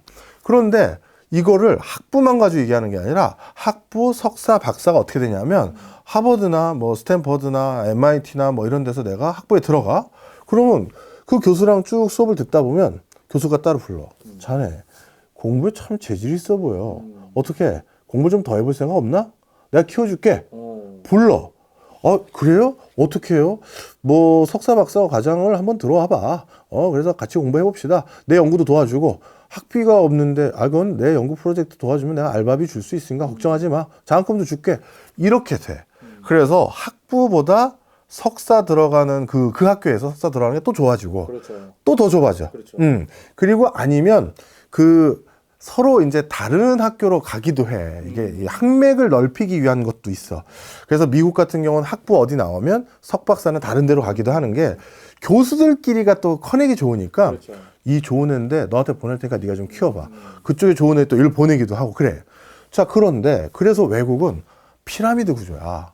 학부, 석사, 박사 점점 똑똑해지는 거야. 근데 우리나라랑 중국은 어떻게 된다? 딱히 이렇게 되진 않는 것 같아요. 예. 오히려 반대야. 학부에서 제일 똑똑한 애들은 학부 마치고 어디로 유학 가? 미국으로 가잖아. 그리고 미국 유학을 못 가게 됐거나 뭐 집안 사정이 있었던 사람도 있고. 근데 솔직히 내 주변에서 미국 유학 갔다 온 분들을 봤더니 집안 사정 때문에 미국 유학 못 갔다라는 건 솔직히 약간 핑계가 섞여 있어. 능력 있으면 적어도 미국에서 학위하는 데는 돈 안 들어. 그거는 정말 거짓말이야. 내가 이건 가능해. 미국의 박사학위를 받으러 가려면 가기 전에 여기서 준비해야 되는 게 있잖아. 그렇죠. 영어 성적, GRE 성적, 뭐 또 저기 뭐냐, 뭐 이런 여러 시험 준비하고 하려면 그 시간이 좀 필요하잖아. 근데 집안 사정이 어려워 그 시간이 없어서 뭐 낮에 뭐 회사를 다니고 밤에도 뭐 딴 일을 해야 되고 그래서 준비를 못했다. 그건 내가 이해해. 그런데 하여튼 성적만 좋으면 미국에서 공부하는 데는 돈은 안 들어. 그건 진짜 거짓말이야. 거기 가서 학비 비싸서 못 가다. 그건 진짜 거짓말이다. 그거는 내 주변에 거의 대부분이 외국에서 유학 갔다 온 사람들이 많다 보니까 그건 내가 확실하게 아는 거야. 자, 하여튼 그래서 결국은 어떻게 된다? 학부에서 똑똑했던 애들 대부분 미국 유학 가고 그렇죠. 여기에서 미국 유학 못 갔던 사람들 일부가 국내로 유학 국내에서 석박사하는 구조가 중국에도 그대로 생겨버린 거야. 그러니까 중국 사회가 그 뒤부터 어떻게 됐느냐? 우수 인재를 유치하려면 상하이 대학교에 박사학위 받은 애, 칭화대에서 박사학위 받은 애를 유치하는 게 아니라 어떻게? 해외. 데려와야겠다. 우수 중국인 학자 유치 100인 계획이라는 게 94년도에 발표돼. 100인 계획. 100명. 정말 슈퍼브레인 100명을 유치해오자. 이걸 해. 그리고 유학자 창업원이라는 걸 런칭시켜. 유학자 창업원, 유학 갔다 온 사람이 국내에서 잘 창업할 수 있게 도와주는. 그렇지. 그런 기관인 거지. 유학자 창업원을 그래서 발족시켜가지고 해외에서 온 사람들에게 여기서 계속 애들 공부나 시키시고 교수짓 하지 마세요. 그거잖아. 교수로 애들 잘 가르치는 거 그것도 중요하지만 그렇죠. 이게 또 돼야지. 그럼 국가 경제에 중요한 강력한 또 맥이니까. 유인이 되잖아요. 또. 맞아. 바로 그런 계획을 94년도부터 런칭하기 시작했고 그렇더니만 또 어떤 악순환이 또 돌았어? 우리 중국 사회에서 최고로 대접받으려면 어떻게 해야 된다? 갔다 와야 된다. 갔다 와야 되는구나. 계속 학습되는구나 그게. 그래서 중국이 계속 이 유학 나갔다 와야 된다 해서 이렇게 돼버리는 이유가 그런 맥락에서 생겨버린 거야. 여의도 멘션 구독자 여러분 안녕하십니까?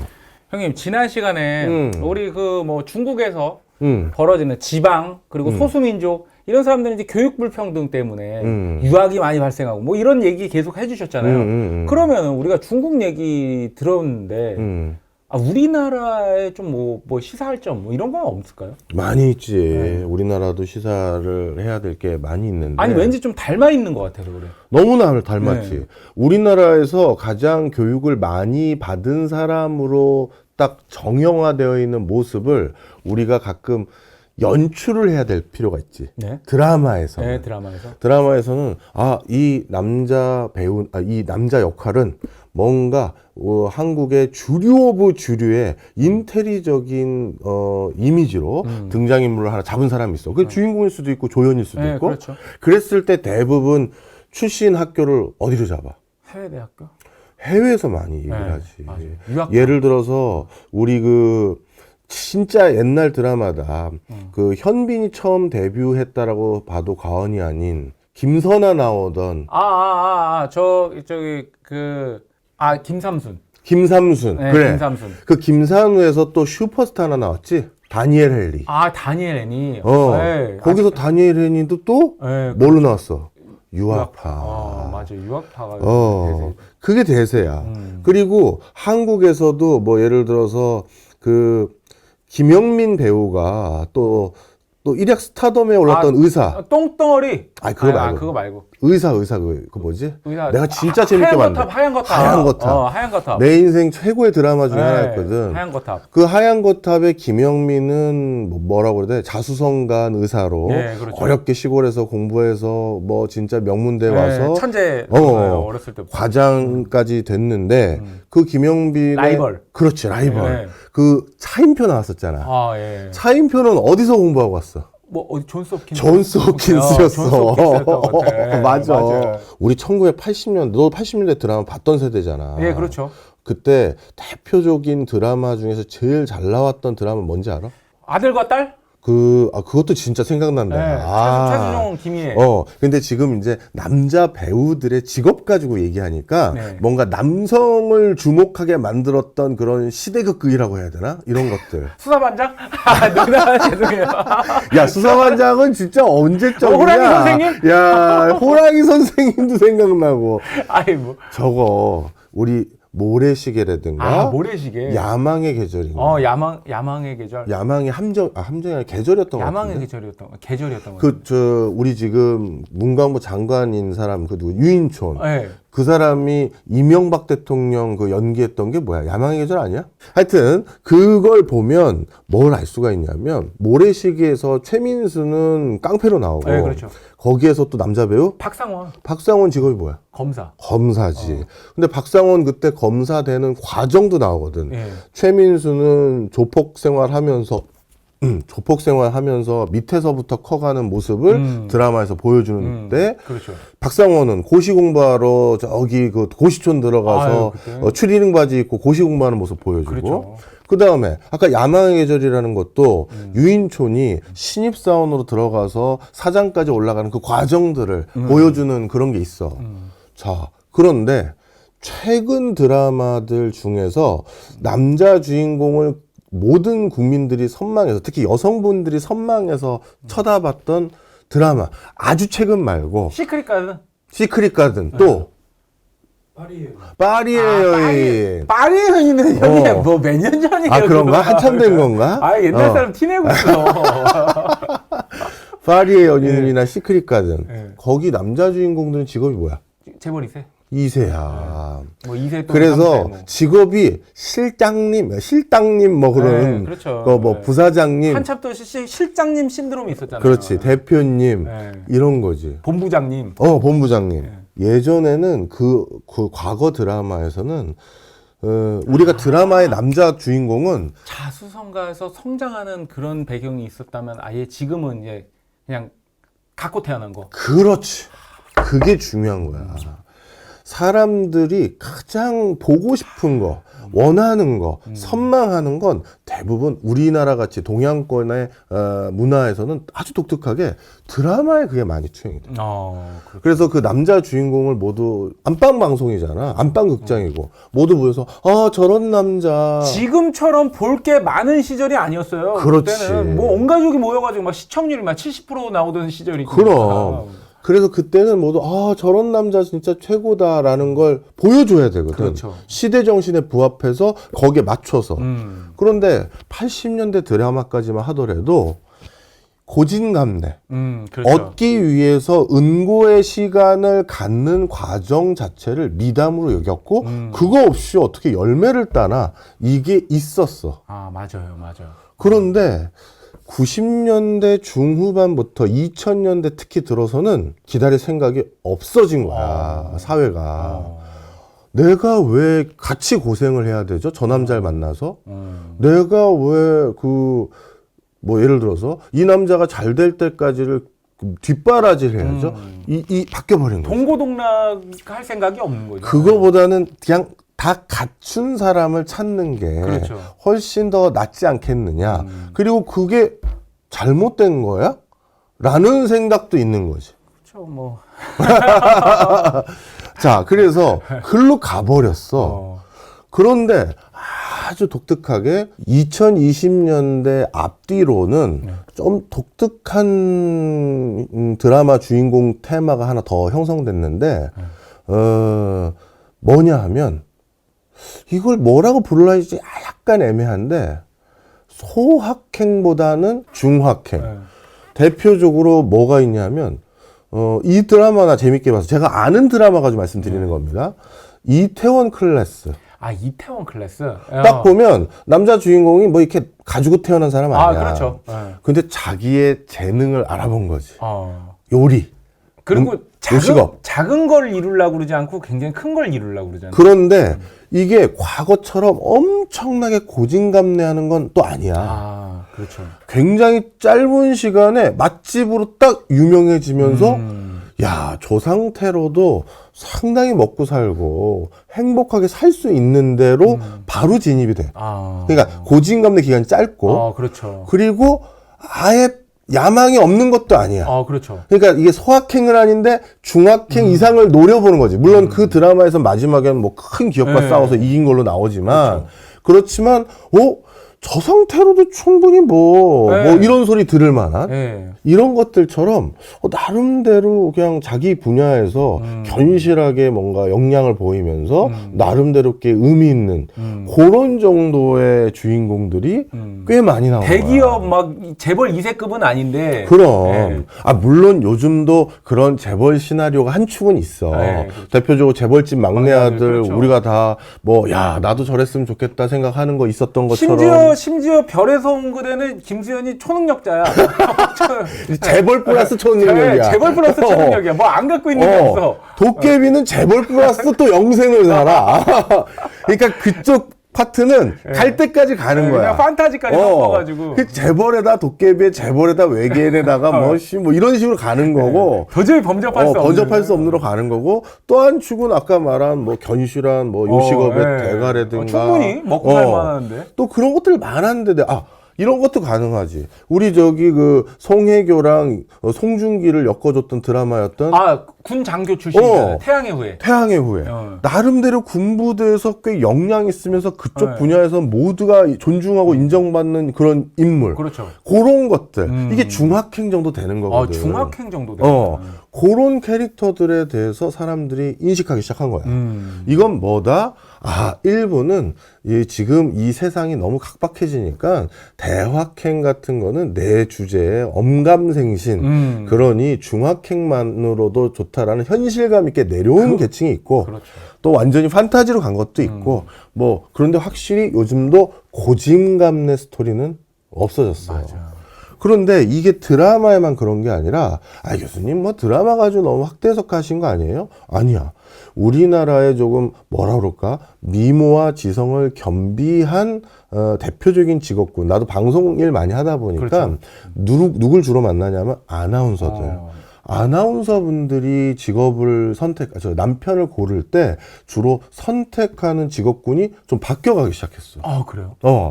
과거에 한 80년대 또 그 90년대는 전문직 종사자들의 숫자가 좀 많았어. 또 법조인도 많이 있었잖아요. 그렇지. 네. 그러니까 검사, 네, 판사, 의사, 네. 뭐 이런 것들이 많았고 의사는 지금도 많아. 사실 네. 의사는 좀 예외인데 그 검사, 판사 이런 거는 고진감래가 좀 있는 스토리들인 거지. 그렇죠. 그런데 어느 순간 좀 뭘로 바뀌었냐면 그러면 검사만 하더라도 뭐 TV에서는 뭐 엄청난 뭐 권력을 가진 뭐 무소불위의 인물로 등장하지만 사실은 공무원이야. 그리고 또 엄청 또 바쁘잖아요. 그래. 공무원 급여 뻔해. 뭐 뒷돈 받는다 안 받는다. 내가 그것까지 확인한 거 아닌 거니까 그걸 함부로 얘기해서는 안 되고 그럼요. 뭐 받은 거 있을 거라는 건 정황적으로 우리가 알고 있었던 게 많지만 접대도 받고 하는 건 알지만 그걸 꼬박꼬박 생활비로 갖다 주는 돈은 아니잖아. 그렇죠. 그러니 일단 그 당시는 내 남편 검사 판사라는 그 프라우드함에다가 박봉이지만 같이 선택해서 살아가는 사람도 있었던 거지. 그런데 이게 이제 슬슬 2000년대 들어서면서 아나운서 분들이 선택하는 남편의 직업군이 좀 바뀌어. 어디냐? 유학파? 아니지. 금융맨이야. 비슷하다고 봐도 돼. 금융맨들 중에서 해외 유학파들이 많으니까 이 금융맨은 뭐냐? 자기 인생의 정점이 몇 세인 사람들이야? 뭐 30대 초 30대, 40대 중반 전에 끝나거든. 그러니 고진감래가 아니라 그러니까 검사나 판사는 오히려 인생의 정점이 50 넘어서 개업하고 나서 변호사 개업하고 나서 정관 예우 다 받은 다음에 그렇죠. 그때 확 땡기는 거잖아. 그렇죠. 그런데 그거 못 기다린다는 거지. 못 기다린다는 거야. 금융에서 초기에도 돈을 좀 벌고 그러다가 갑자기 일하다가 중간에 확 대박 나면 뭐 투자 한번 확 돼서 아니면 성과가 확 받아서 그렇죠. 그게 더 낫지 않겠냐. 그렇죠. 마인드셋이 바뀌는 거지. 그러다가 요즘은 더 선호하는 직업군이 금융맨들이 아무리 30대 초반에 난다긴다 해도 30대 초반이나 20대 후반에 도저히 받을 수 없는 연봉을 가져다 주는 사람들이 있어. 사업가들? 스포츠 스타들이지. 스포츠 스타들. 야구 선수, 축구 선수, 예. 이런 사람들은 20대 초는 아니지, 중후반, 예. 30대 초중반에 이미 그렇죠. 몇십억대의 연봉을 받는 사람도 있다고. 아, 몇십억이 뭐예요? 해외 물론 진출은. 이 사람들은 40대 넘어서는 급여가 확 깎이는데 그렇죠. 적어도 인생의 가장 꽃피고 화려한 시절에 엄청난 연봉을 받는단 말이야. 바로 그 나이 때 가장 피크 찌는 연봉을 받는 사람들을 주저없이 선택하는 게 세태가 바뀌어버린 거야. 그 모습을 우린 드라마에서 봤고 그게 현실에서도 이렇게 많은 부분 반영이 돼. 뭐 내가 이거는 예전에 리서치하느니라고 얻었던 자료지만 그때 보안각서를 써서 차마 말을 못하지만 결혼중개 업체에서도 비슷한 현상이 확인되기 시작했어. 선호하는 남성의 원하는 그 뭐라 그러지? 그 타임 스케줄이 그런 걸로 바뀌어가는 게 요즘의 세태긴 해. 대신 요즘 같이 대두되기 시작한 게 이제 점점 만만치 않은 세상인 상황에서 중학행 요 정도까지는 진짜 새로운 트렌드로 또 대두되기 시작했지. 자, 이게 요즘에 이제 추세라고. 그런데 이 여담이 또 이렇게 길어져 버렸네. 아, 나 참. 오늘 여담으로 끝내야 되나? 이거 욕먹을 것 같은데. 욕먹을 것 같은데? 잠깐만 그럼 하자. 우리 뭐 얘기했었지? 아니, 그 중국에서 벌어지는 여러 가지 교육 격차들 있잖아요. 그게 이제 한국에서도 어떤 시사하는 바가 뭐가 있는지 맞아. 그런 거였죠. 다시 그럼 중국 얘기 조금만 마무리하고 다음 주에 한국 얘기 하자. 중국의 교육 제도가 지방, 농민공, 소수민족 이런 사람들이 터부시 되면서 자연스럽게 한족 중심의 교육 제도가 반강제적으로 유입된 거야. 무슨 소리냐? 국가 공영 시험인 우리로 따지면 수능, 그지? 그걸 봐야지만 중국 사회에서도 주류가 되는 거야. 주류가 돼야지만 장가도 가고 뭐 예를 들어서 좋은 직장도 얻고 그 다음에 돈도 벌고 그렇게 되는 게 가장 일반적이잖아. 자기 사업으로 성공하는 게 아니라면. 그런데 시험이라는 걸 평가를 하고 상대평가를 하려면 그 시험의 체계와 방식이 하나여야 맞는 거지. 그래야 공정하지. 그래야 공정하지. 그런데 그걸 최대한 하나로 맞출 때 당연히 그러면 어느 민족 중심으로 맞췄겠어? 한족 중심으로 해야죠. 맞아. 그러다 보니까 그 중국 사회에서 주류가 되기 위해서는 소수민족 언어를 점점 고도화하고 디벨롭 시킬 수 있는 소수민족 학교로 진학을 해서는 그럴 수가 없는 거야. 한족 학교, 한족의 커리큘럼을 배우는 곳으로 가야 우리 수능에서 나오는 국사, 거기 국사는 뭐야? 한족의 역사잖아. 그렇죠. 그걸 배우게 되는 거고, 그리고 언어 영역, 거기 국어가 뭐야? 조선어도 아니고 광동어도 안 하고 한족이 쓰는 표준어를 받아야 돼. 국경어죠. 그렇지. 그걸 배워야 된단 말이야. 자연스럽게 그 과정에서 소수민족의 역사라든가 그 과정이 점점 희석돼 가는 거야.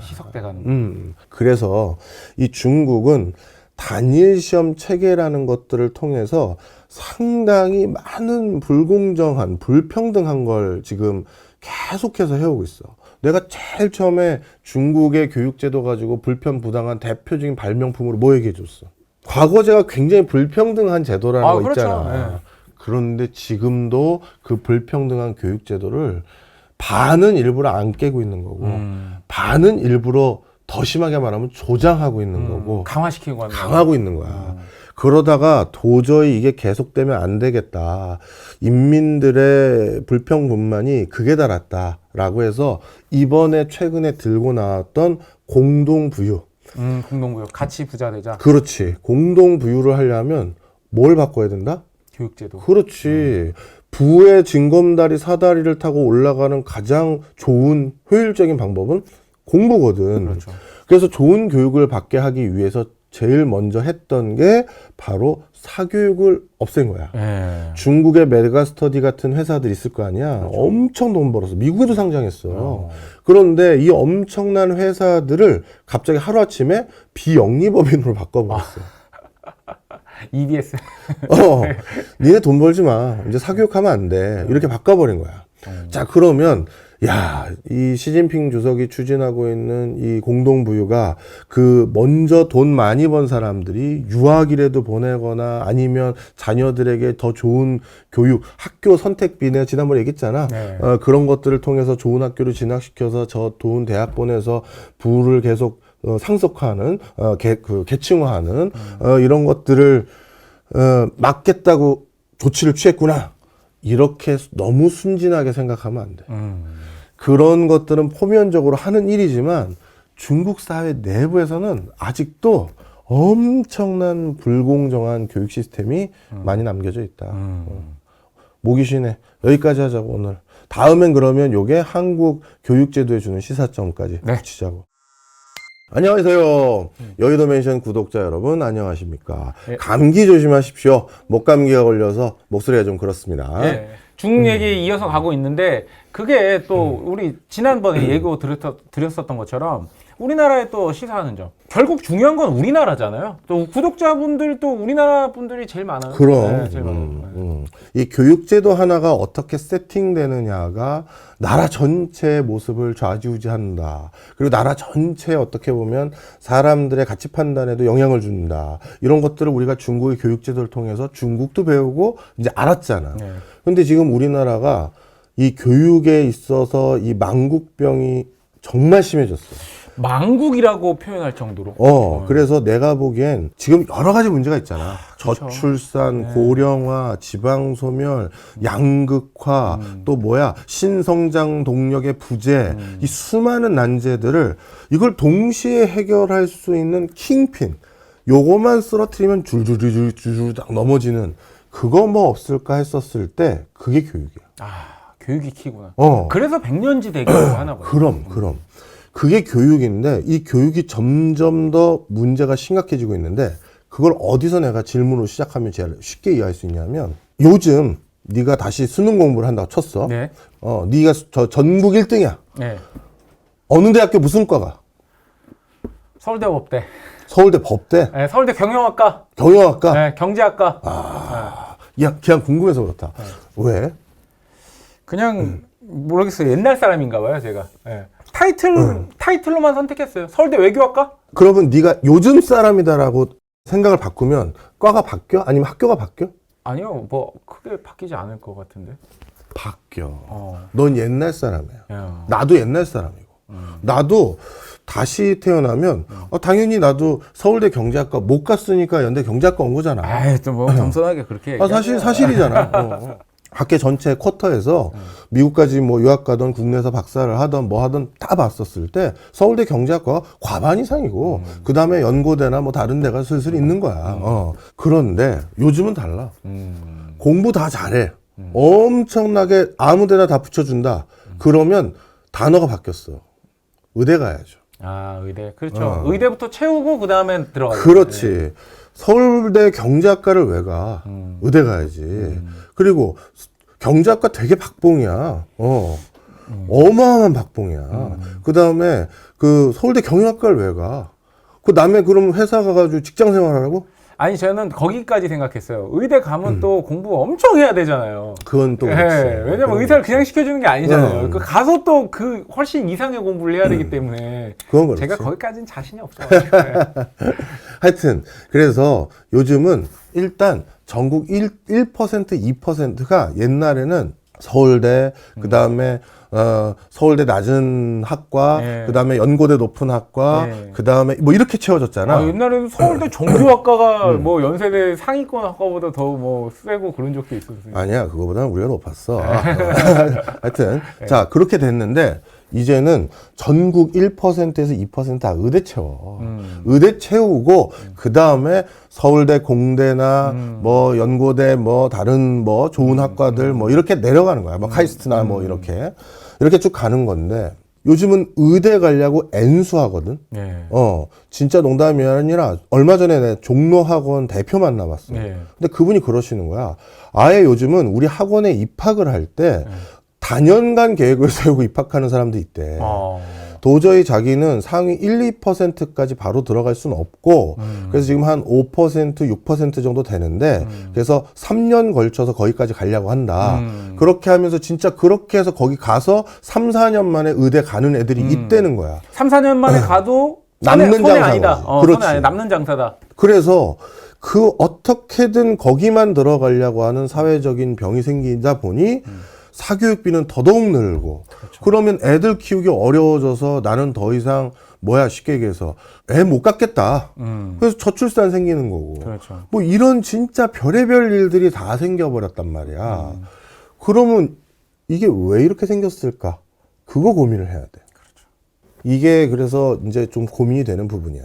일단 결론부터 말하면 우리 세상에서 그 분야가 더 많이 필요하다라는 게 확인되면 그러니까 수요가 더 많이 늘 거다라고 확인되면 그 다음 일어나는 현상은 뭐야? 공급이 늘어나죠. 정답입니다.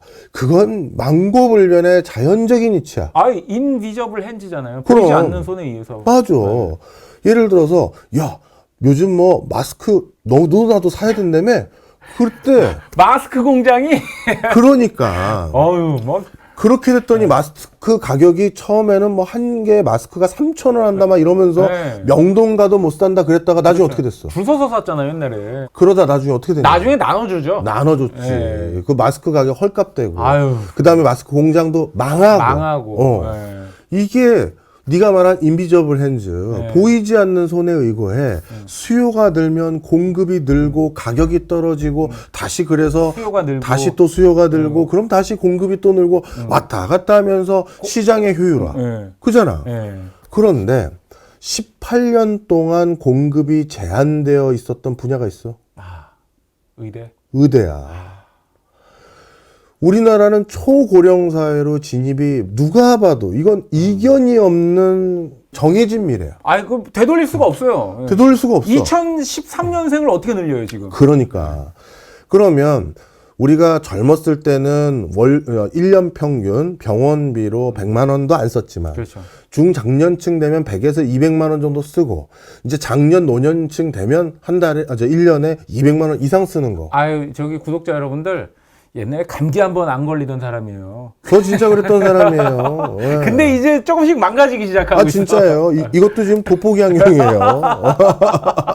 제 20대를 아는 사람으로서 저 진짜 철근도 씹어먹었던. 자, 다시 돌아와서. 네. 이렇게 점점 그렇게 병원비 지출도 늘게 된다는 건 네. 많이 가야 되고, 많이 가는 사람이 더 늘고 있잖아. 그렇죠. 그런데 의대 정원은 18년 동안 18년 전의 숫자와 똑같이 3,058명이에요. 3,058명? 5천만 사는 나라에서 3,000명씩밖에 안 나와요? 그렇지. 그러다 보니까 수요는 계속 느는데 공급은 이렇게 제한되면 그 다음 일어나는 일이 뭐야? 비싸죠. 비싸죠. 네. 그래서 어떻게 됐느냐? 두 가지 일이 생겼어. 일단 사람들이 의사 직업을 선택했던 친구들, 지인들을 딱 보니까 내 자식은 의사 말고 다른 거 하면 안 돼. 예전에 우리가 이렇게 의대 열풍이 불기 전까지만 하더라도 다른 분야와 그 다음에 의학 분야의 급여 차이가 지금처럼 심하진 않았어. 뭐 형님도 아시는 분인데 우리 그 특정 대학을 얘기해도 되나요? 한양대 의대를 합격했는데 연대 공대를 온 사람이 있잖아요. 우리 저기 분. 예. 90년대는 90년대 중반에 실제로 한양대 의대를 붙었는데 연대 공대를 온 사람이 있었어요. 저희 같은 동아리였거든요. 네. 그래가지고 제가 그 형님한테 그러셨구나. 역시 그래도 형님 공부 열심히 하니까 좋은 학교 올 수 있죠 하고 농담했었다고. 네. 근데 지금 연대 공대 다니는 애들이 재수, 삼수, 뭐 오수로 하더라도 한양대 의대에 가려고 하지. 그렇죠. 점수 차이가 뭐 확 벌어졌으니까. 그런데 이렇게 된 이유가 바로 그것 때문이라는 거야. 의사는 평균 급여가 개업하면 한 4억 돼. 4억이요. 그런데 이게 4억이라는 게 언제까지 4억을 버냐면 언제까지 벌지? 정년 없잖아요. 정년 없지. 네. 자, 그러면 이 4억 정도를 버는 다른 직업 생각해봐. 뭐가 있을까요? 두어 개밖에 없어. 한국 사회에 남은 게 두어 개밖에 없어. 변호사? 아니, 변호사 직구는 망했어. 예전에는 사법고시 패스해서 특채로 공공기관에 합격하면 사무관으로 네, 해줬어. 5급 대우 해줬잖아요. 근데 지금은 6에서 7급이야. 맞아. 그러면 급여도 엄청 깎이고, 네, 그렇죠. 그 다음에 변호사 된 다음에 취업이 잘 되려고 변호사를 해.